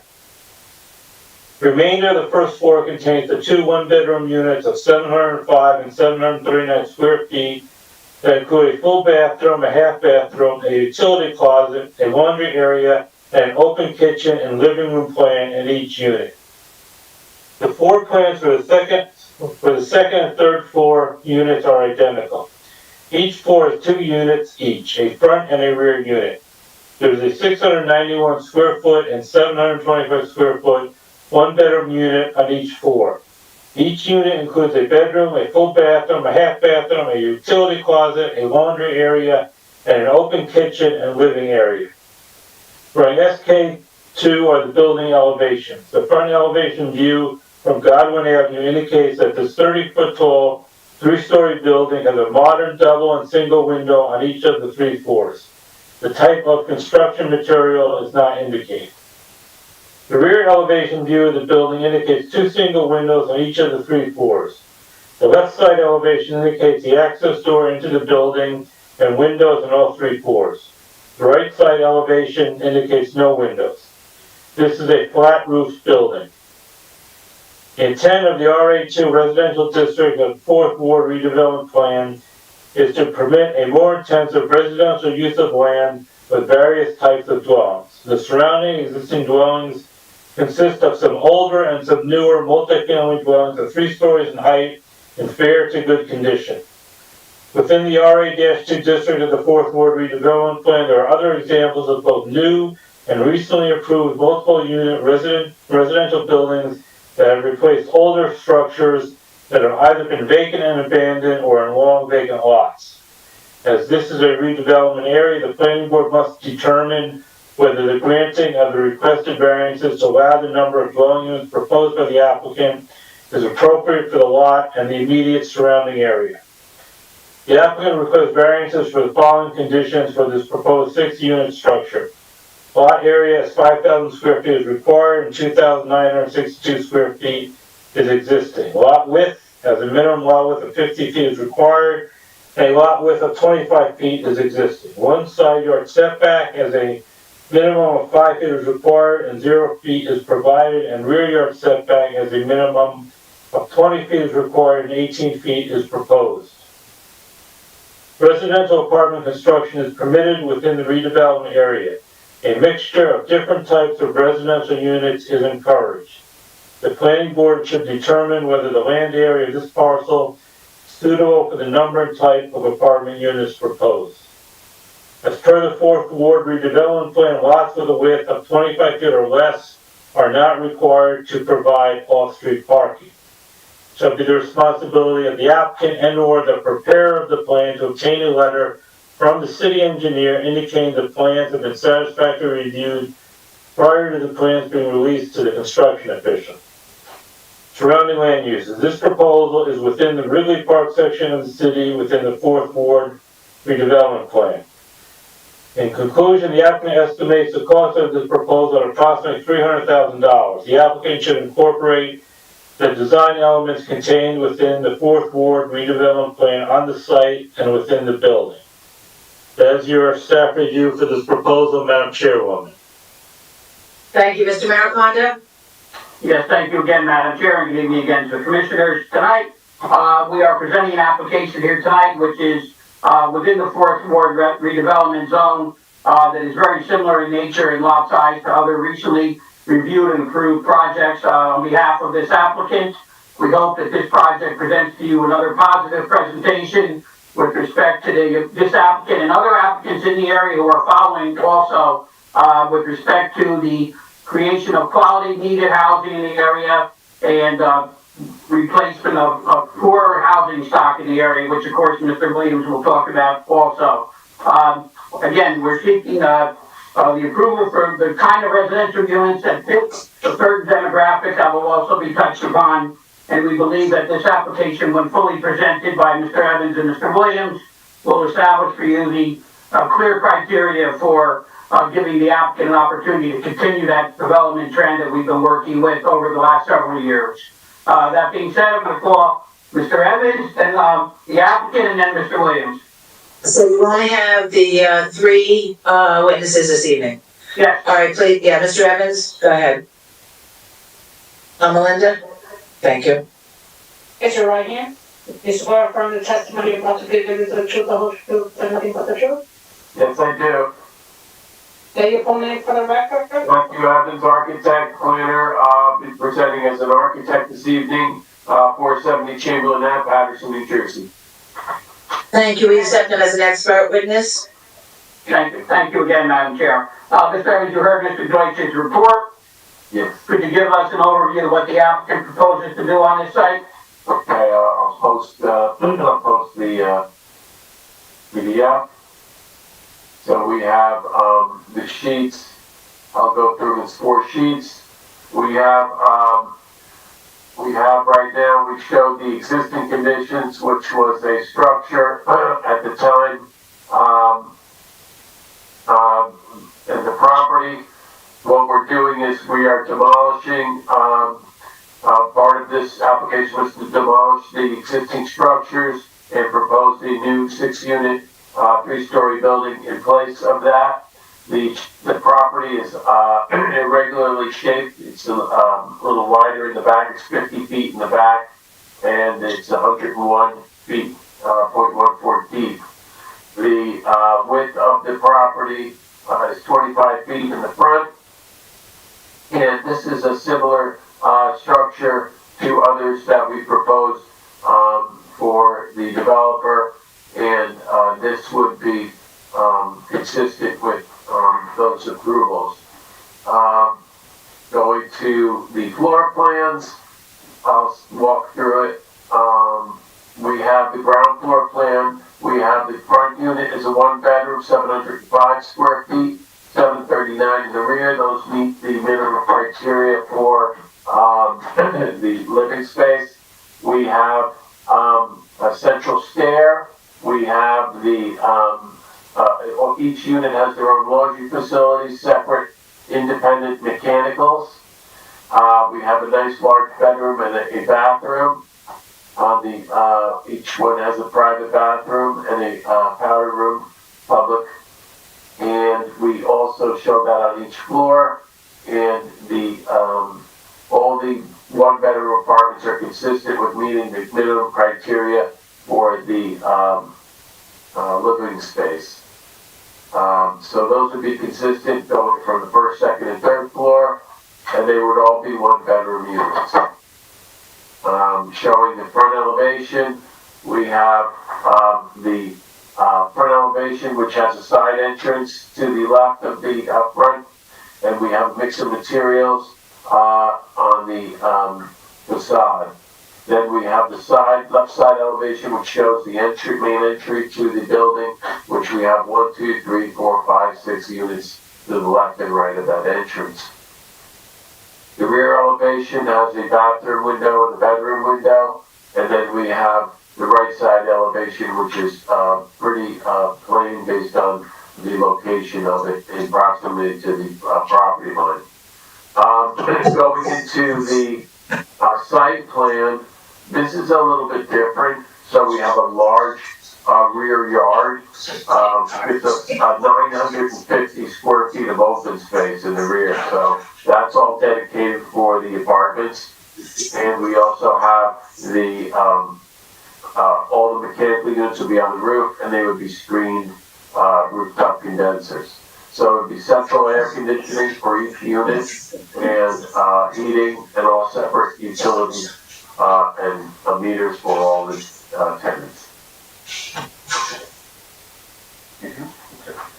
That would conclude, Mr. Evans' testimony. One question I have, Mr. Evans, your exterior design conforms with the redevelopment plan about aesthetic appearances? Yes, we wanted to create a simple, aesthetic design, and that would be consistent with, giving it a nice modern character. And you have, as you pointed out correctly, provided more than the open space requirement in this case, is that right? Yes. So that there's a lot of passive recreation, outside enjoyable space for the tenants. Yes. Thank you. That's all I have this time, Madam Chair. And Mr. Maricondo, call, Mr. Williams. We'd like to call Mr. Reed if we could.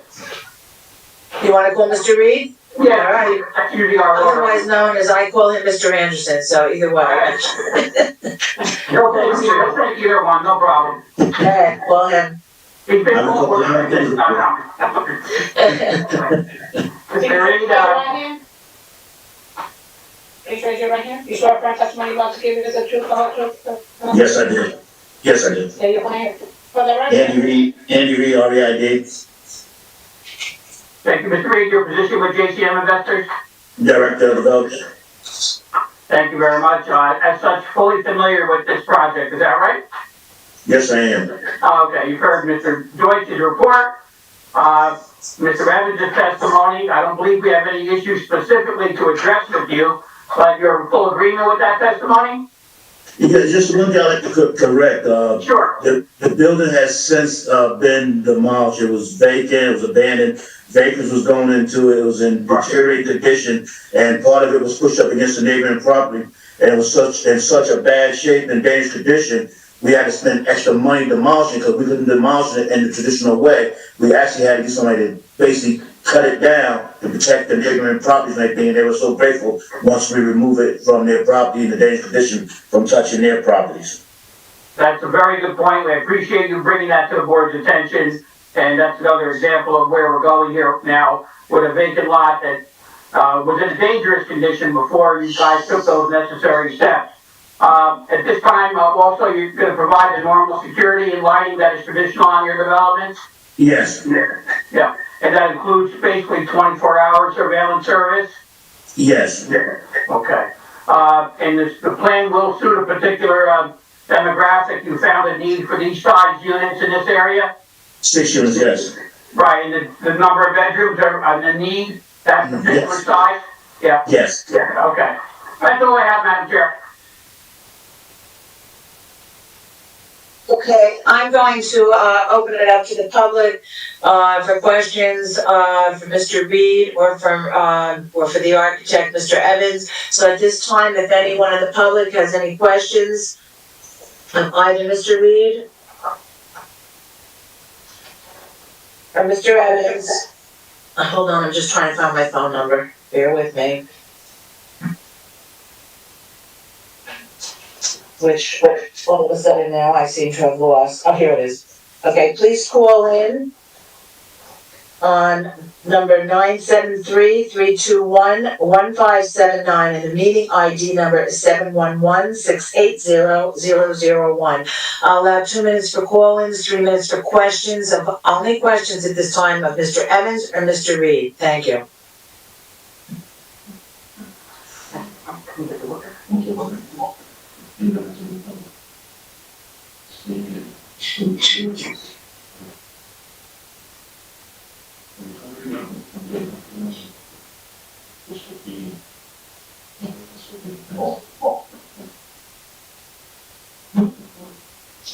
Give me a few seconds.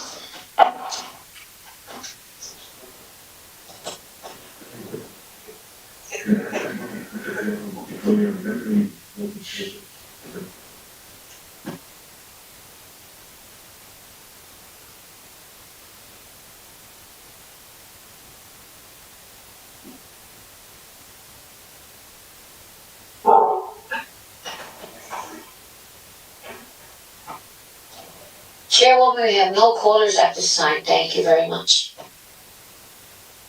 Okay, so at this time, I'll ask the commissioners, do you have any questions of either Mr. Evans or Mr. Reed? Commissioners? I have a question. Yes, go ahead, Commissioner Brooks. First, I want to question Matt. Okay. I drove past this property, so I'm glad Mr.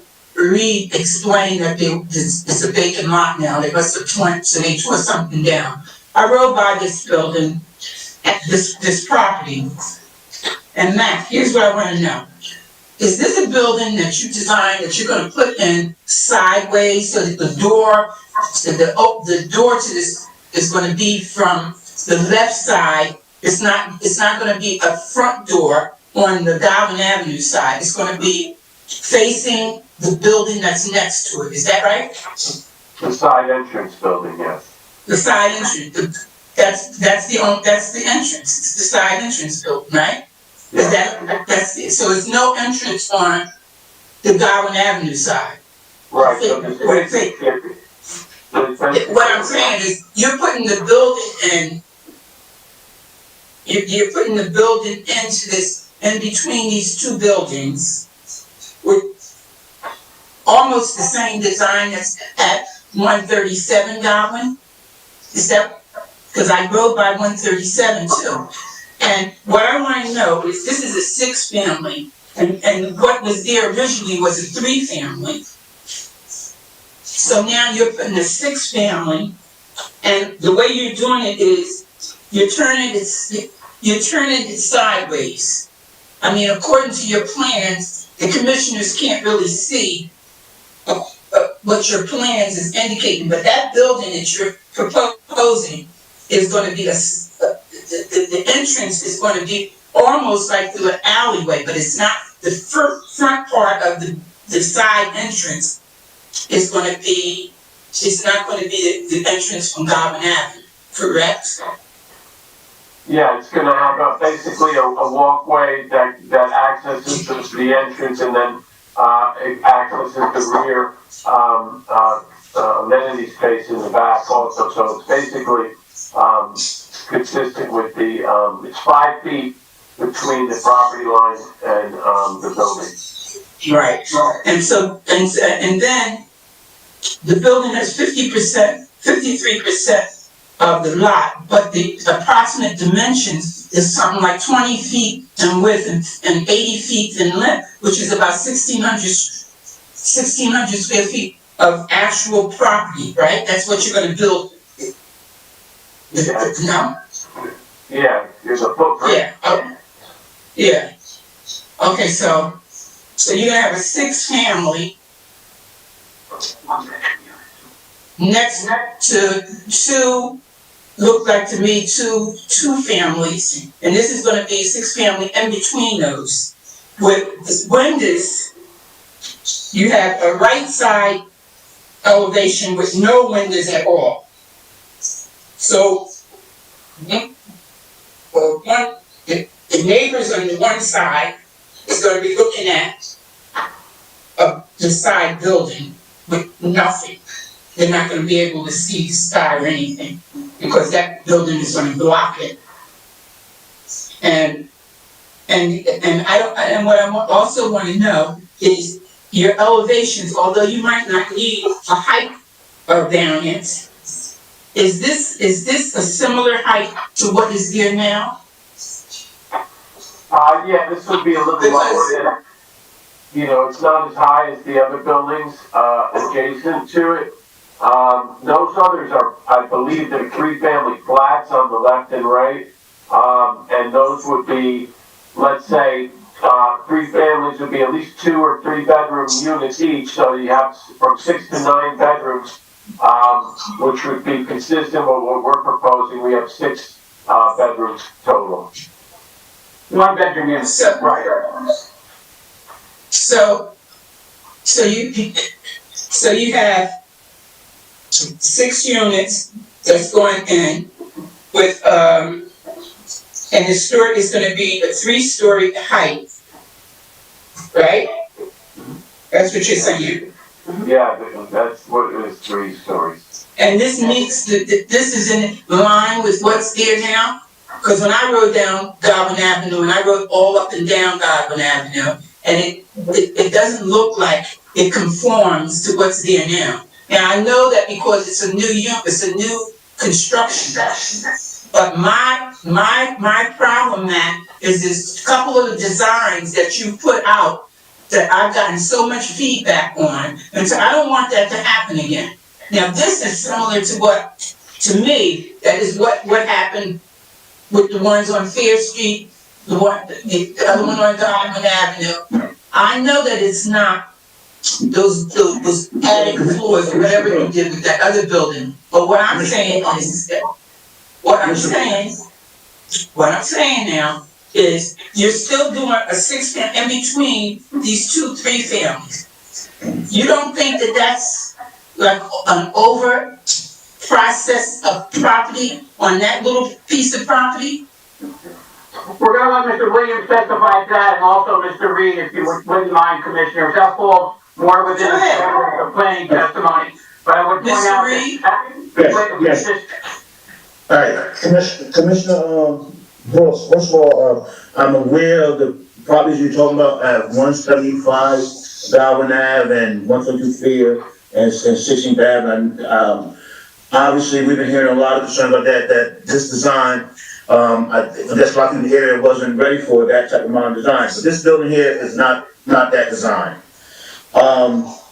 The 21 Darwin Ave, if you get a chance, you guys could Google it. Mr. Williams probably show you on his thing there.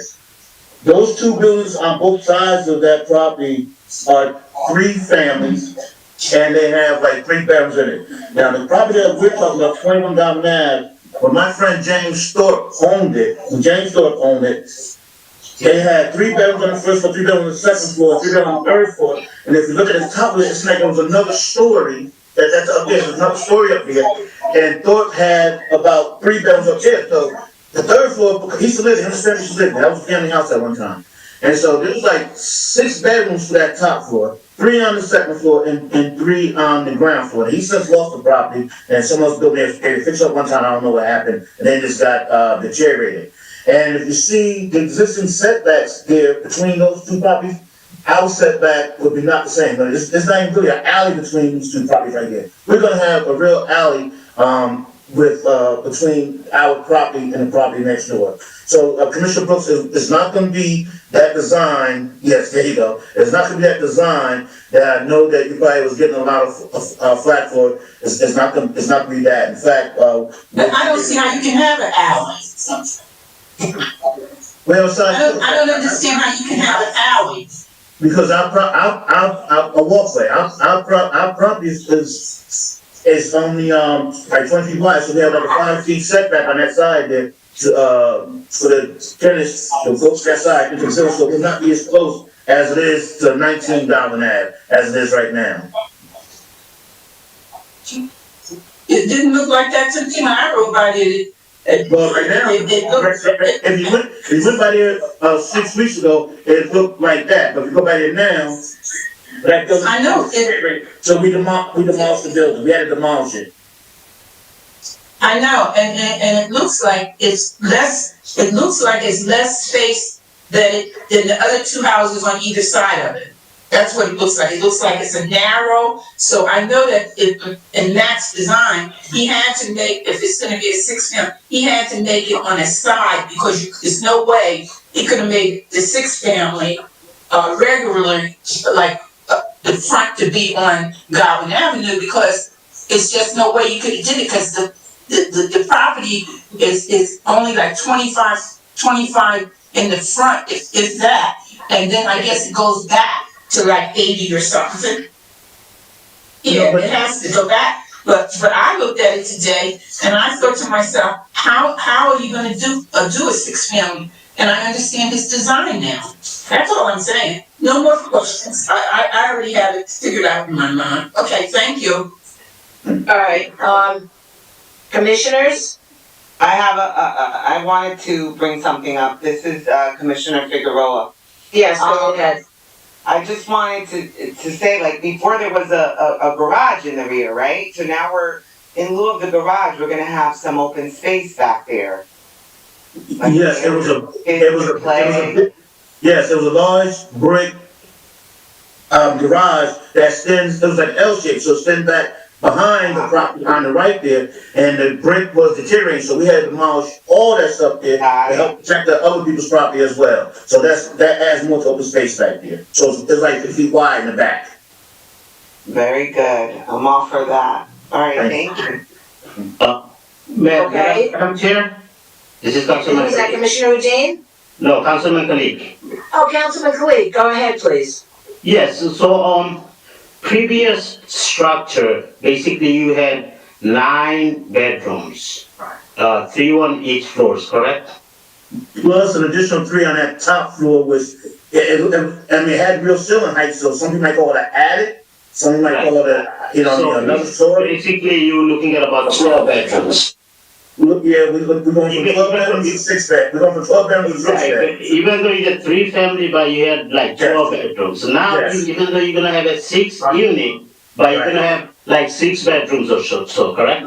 The area would be less intense, yes. Less than 10 bedroom. That's what I want. Intense. It's less density, less intense. All right, that's what I want to clarify. Okay, thank you, Councilman. All right, any other questions from any of the commissioners? Okay, hearing none, I'm going to ask Mr. Maracana, please bring Mr. Williams in.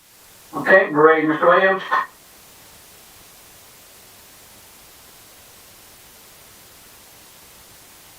Testimony the truth, the whole truth, and nothing but the truth.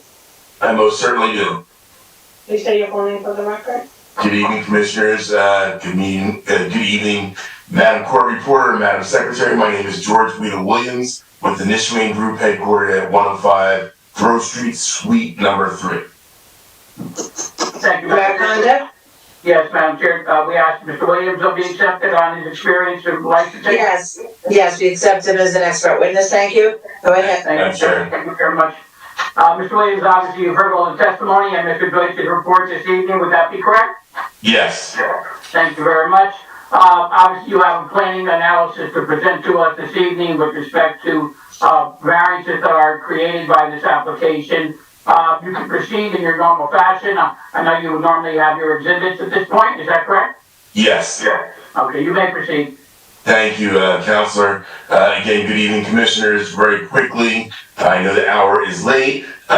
This is an application for infill development on what is now a vacant lot. That lot area is approximately 2,962 square feet. It's identified as block number 3605, lot number 21, and is located in your 4th Ward redevelopment area in the RA2 residential district. As Mr. Deutsch mentioned, the purpose or intent of the RA2 district is, and I quote, to permit a more intense residential use of land with various types of dwellings. Density is maintained in the medium range, while building height is kept low enough to be generally compatible with 1 and 2 family residential development. As you've heard from Matt Evans and from Mr. Reed, or Mr. Anderson, the height is going to be compatible with the surrounding land development pattern. I will show you through my exhibit what that looks like, although I would concede that Mr. Reed and Mr. Evans have done that already. And that the density will be also compatible. That's an interesting discussion. I will not belabor it, but Councilman Khalid got to that point ahead of me. While there are more dwelling units for the proposed application, there are actually fewer bedrooms. So on the whole, what's being proposed is very similar to what was there before, if not less intense, as Mr. Reed testified. And so I'll come back to that again, but I thought that was worth repeating.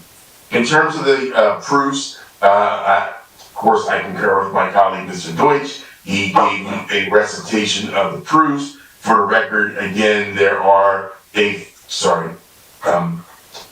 not proofs. There were several of them are pre-existing, so it's minimum lot area. 5,000 square feet is the minimum requirement. Again, we came in at 2,962 square feet, plus or minus. That is an existing condition. We're not seeking to change that. Minimum lot width, 50 foot is required. We come in at 25. Again, that is a pre-existing condition. We are not looking to change or exacerbate that. That leads us with two reliefs that we're seeking this evening, and that's for a minimum rear yard. 20 foot is required, 18 feet, 14 inches is proposed for a very minor deviation from your standard. And what's interesting, as Mr. Reed testified, is that this is an irregularly shaped lot. So we actually have a very decent sized rear yard, but we deviate from strict application of your code for that standard. So the second deviation is the minimum side yard. For one side, 5 foot is required, 0 is proposed. In terms of the context of your redevelopment plan, your redevelopment plan for the 4th Ward has the following objectives. First, revitalize the 4th Ward. I would submit to this board, we intend to do that by replacing what was a derelict property. Mr. Reed testified it had been abandoned. Now a vacant lot with quality housing. Reduce blight impacts of abandoned vacant properties. I think I just addressed that by replacing what is currently a vacant lot and what was previously an abandoned building. We would advance that goal of your redevelopment plan. Provide quality new housing options for area residents. I would rely on the testimony of Mr. Evans in terms of what is being proposed for this site. That takes us to what I would like to share with you as an exhibit. This is a compilation of graphics taken directly from your redevelopment plan and images captured during our site visits.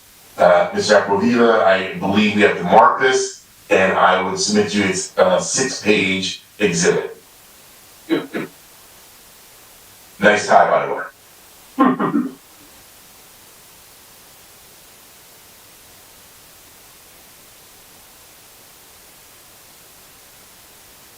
Okay, are we good?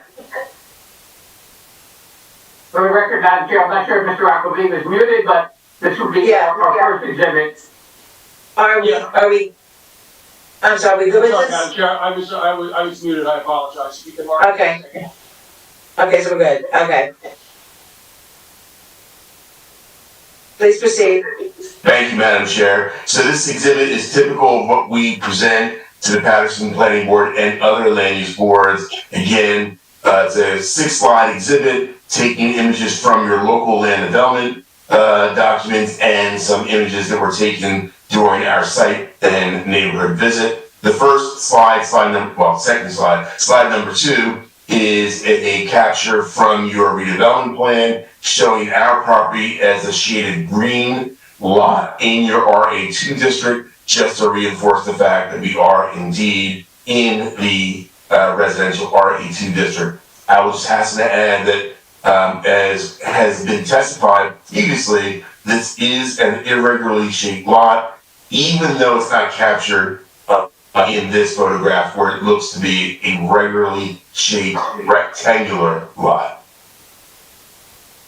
Slide number 3, different perspective. Again, for the record, noting that this is an irregularly shaped lot, kind of an L-shaped lot towards the rear. But the green shaded image on this slide shows the location of our property in the RA2 district along Godwin. More importantly, I think, I submit that it shows that the dimensions of the subject site are very similar to the surrounding lots on both sides of this tax block on Godwin and the parallel lot. They all tend to be roughly rectangular and undersized. Now for a picture which Commissioner Brooks probably witnessed during her site visit, as opposed to the images that were shown a few moments ago by Mr. Reed and Mr. Evans.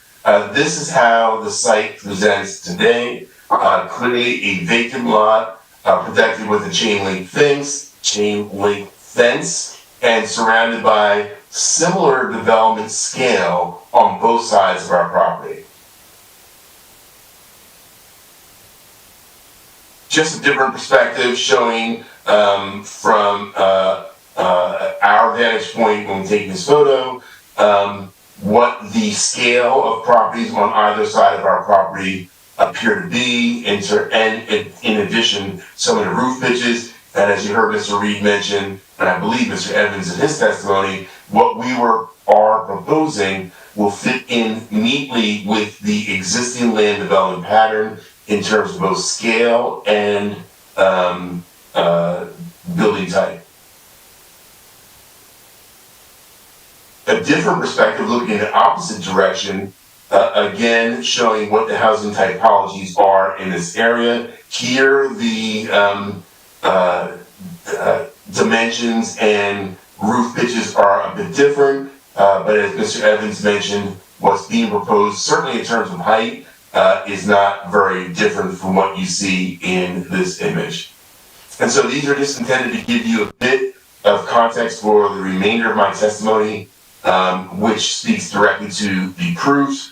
And as I mentioned, those proofs are really narrowed down to two. But before I go on, I would just follow up on what I believe Council mentioned in his introductory comments, that there are several other developments similar to what's being proposed that have been recently approved. Certainly 8-10 Godwin Avenue, which is located approximately 180 feet away from the site, and 112-114 Godwin Avenue, which is a bit further away. It's like 949 feet to the southeast of the site, and was recently approved. Given the remaining reliefs that we're seeking today, again, rear yard setback, a very minor deviation from the strict application of your code, and side yard setback on one side, where 5 foot is required, 0 is proposed. There are two contexts in which this board could consider those requests. One would be your traditional C1 hardship context, in which the board can consider the limited exceptional narrowness of the property, shallowness of the property, shape or topography. In my professional opinion, the board could certainly consider our request under the C1 hardship, given the fact that this property is indeed very narrow. But I would submit to the board that in point of fact, what would be more appropriate for the release is the C2. That is, of course, the flexible C, which allows this board to consider the benefits versus the detriments, and if what we are proposing on the whole is a better zoning alternative than a strict application of the code. In that context, we have to show the release, if granted, would be grounded in the purposes of zoning. I would submit to this board that there are several purposes of zoning. I'll go through them right now. One is the first, subsection A, which encourages the location of appropriate uses in appropriate locations based on their needs, and the promotion of the general welfare, safety, and morals of the community. By virtue of removing a vacant lot and or an abandoned building, in my professional opinion as a planner, if you were to grant our relief, you would certainly advance that purpose of zoning. Of course, that's the first purpose of zoning, and it is a bit of a catch-all, but I think, I would contend that certainly in this circumstances, it would be an appropriate purpose of zoning. Subsection J, to prevent the urban sprawl and degradation of environment through improper use of land.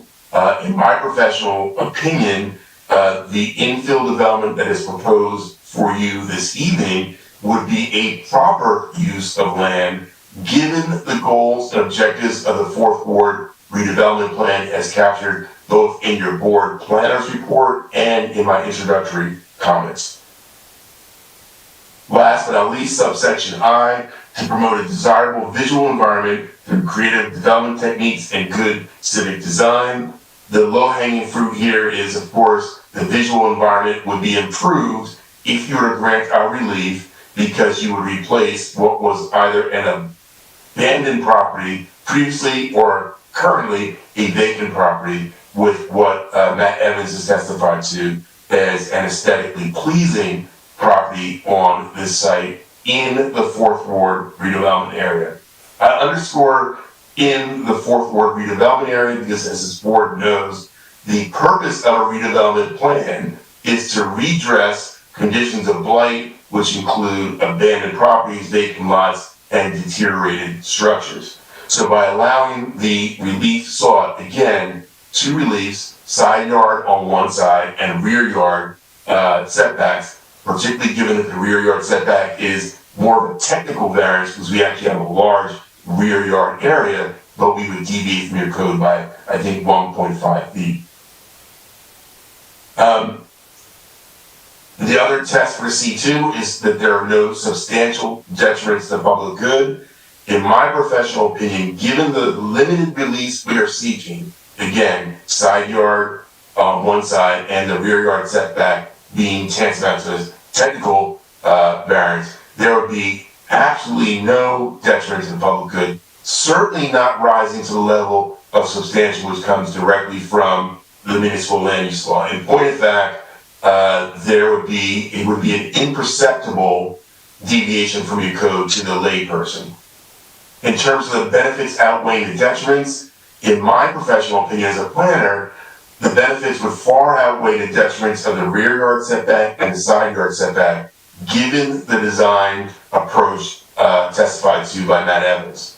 There is a court case, by the way, the Pulling court case, that suggests in instances like this one, the board can consider the deviations as a whole. That is to say, as opposed to looking at them individually, side yard and rear yard, the board can say, as a whole, the proposed development, in this case an infill residential development on a vacant lot in a redevelopment area, is a better zoning alternative to the strict application of your code. And I would certainly argue to this board that is the case here by eliminating the vacant lot or what was an abandoned structure and providing quality infill residential development on the site.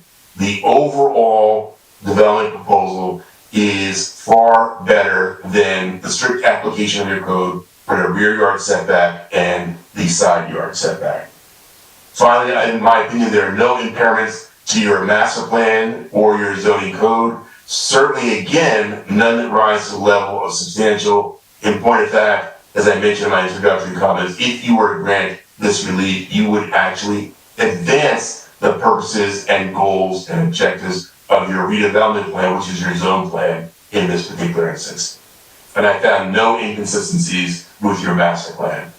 So that would conclude my direct testimony, but I'm certainly available to answer any questions that the commissioners and or public might have. If there are no public participating, I would just parenthetically add that goes to the negative criteria, not in and of itself, but in addition to everything I've testified to, that if there are no objectors here, certainly that goes to the fact that there's no substantial detriment to the public good.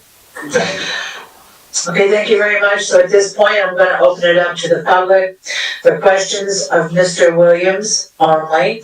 Okay, and if there's anyone in the public that has any questions, they may call in by 973-321-1579, and the meeting ID number is 711-680-001. I'll allow 2 minutes for call-ins, 3 minutes for questions. All right, thank you.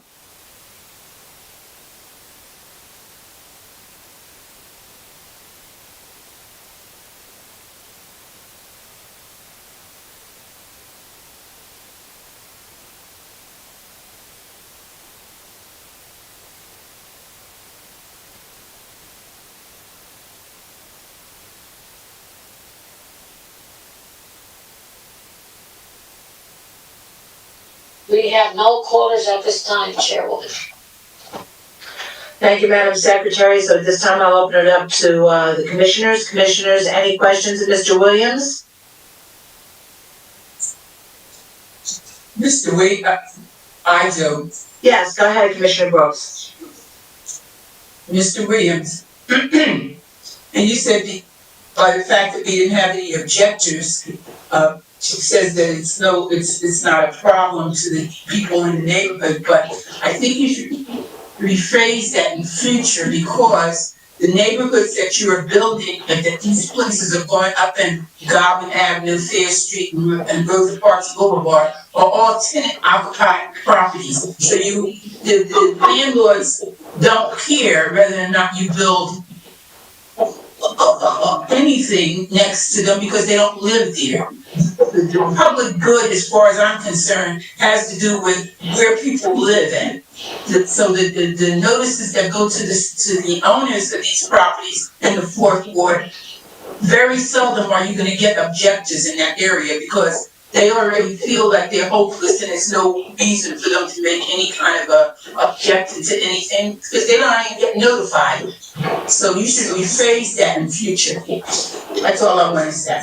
Thank you, Commissioner. And I want to begin by saying I take your point 100%, but beg to differ with you, or I need to clarify slightly. First of all, I would contend that's not what I said. In fact, I thought I was careful to say that the absence of objectors in and of itself does not make the case for the first prong of the negative criteria, meaning there's no detriment to the public good.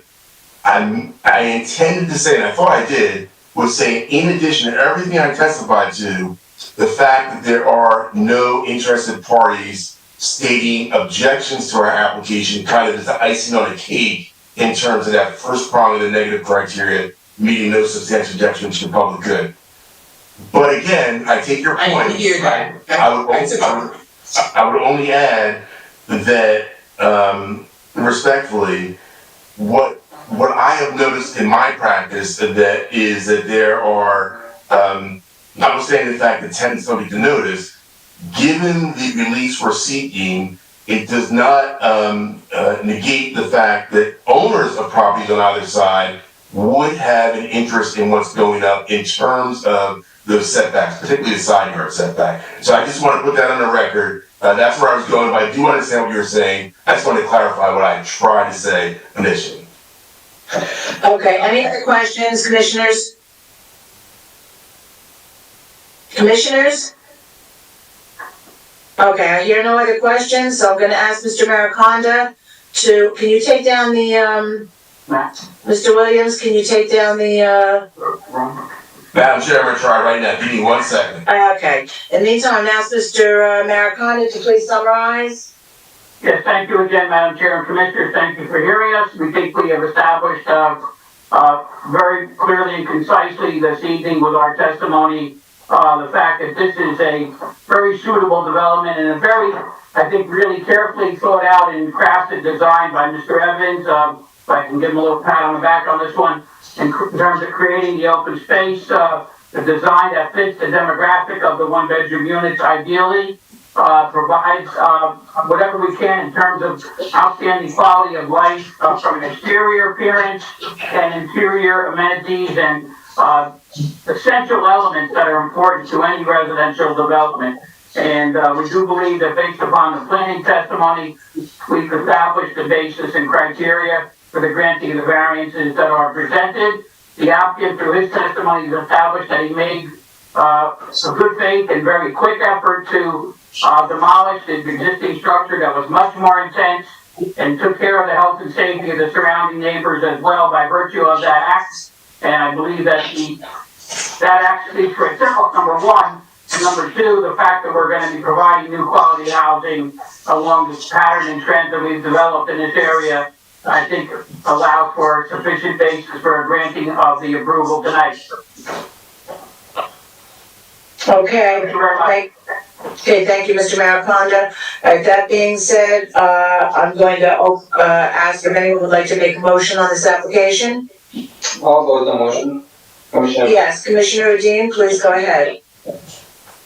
On the application of JSM Investors, 1012 LLC, 449 East 18th Street, Paterson, New Jersey, 07524. Property address 21 Garden Avenue, Block 3605, Lot 21.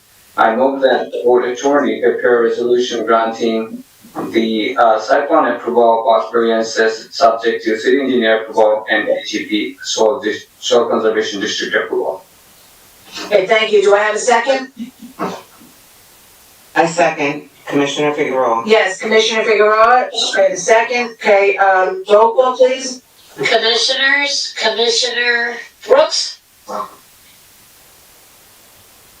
No. Commissioner Santana,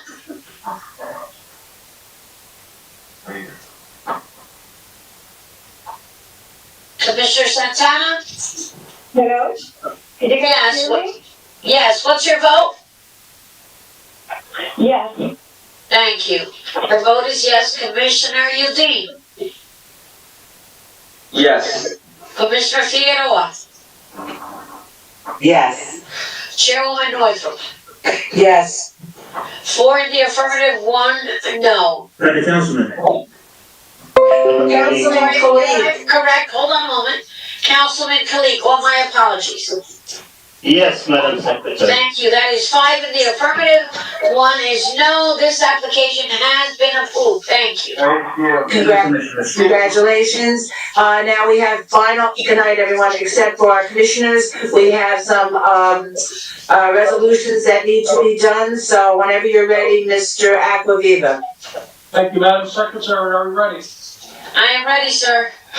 Okay, on the application of JCM Investors 1012 LLC for the property located at 41-43 Royal Avenue, Block 605, Lot 19.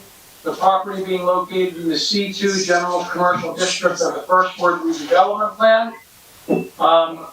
This application was a modification of a prior approval where the applicant was approved to construct a 3-story mixed-use building with 1 commercial space and 5 residential units. The board approved this application as March 17, 2021 regular meeting. Do I have a motion? So moved. I think I heard Commissioner Santana. Yeah, I did too, Madam Chair. I'll make a second.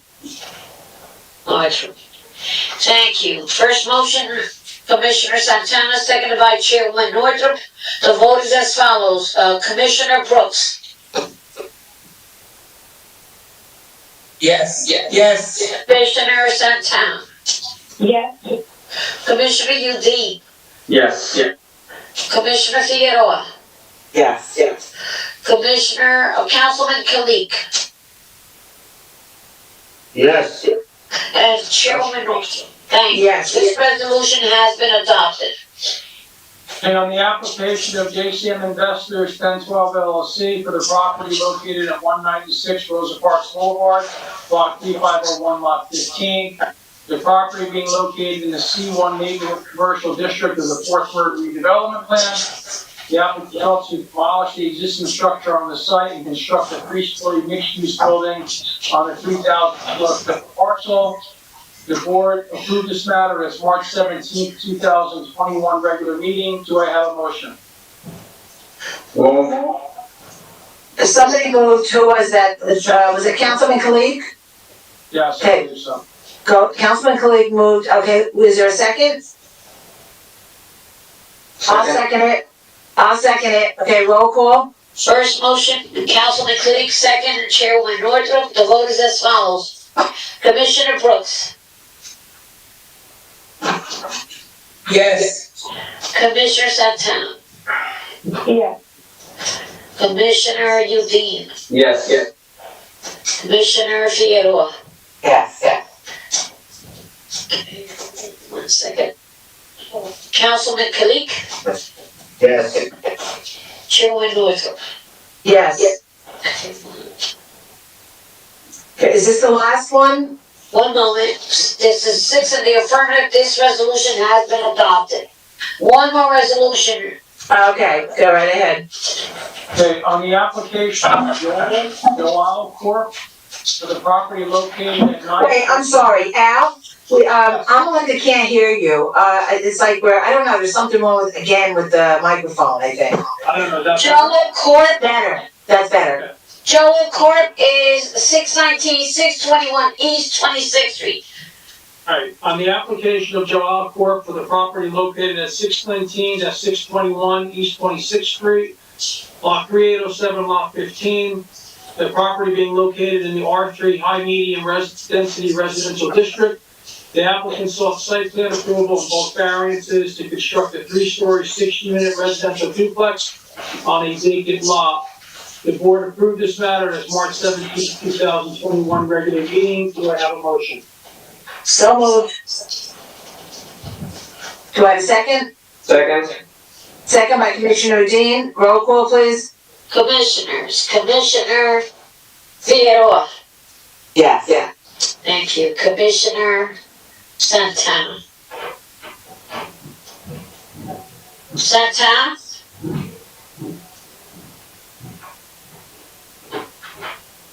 Okay.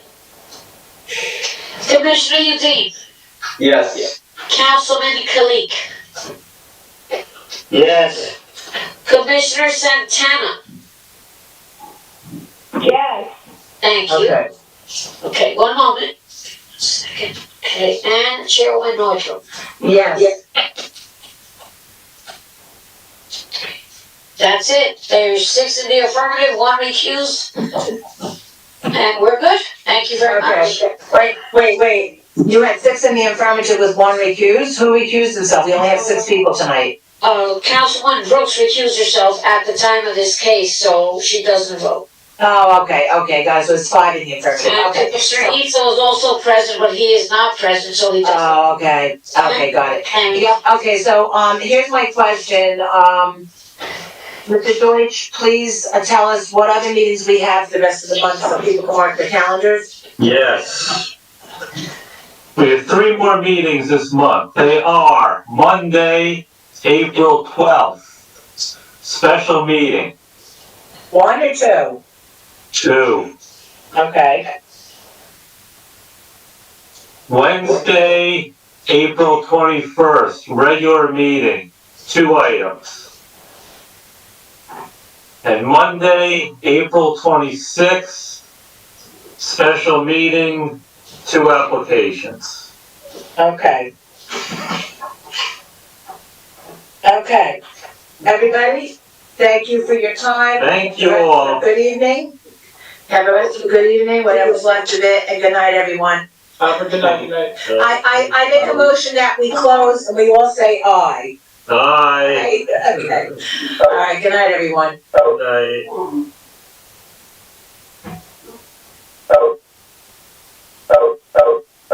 Good night.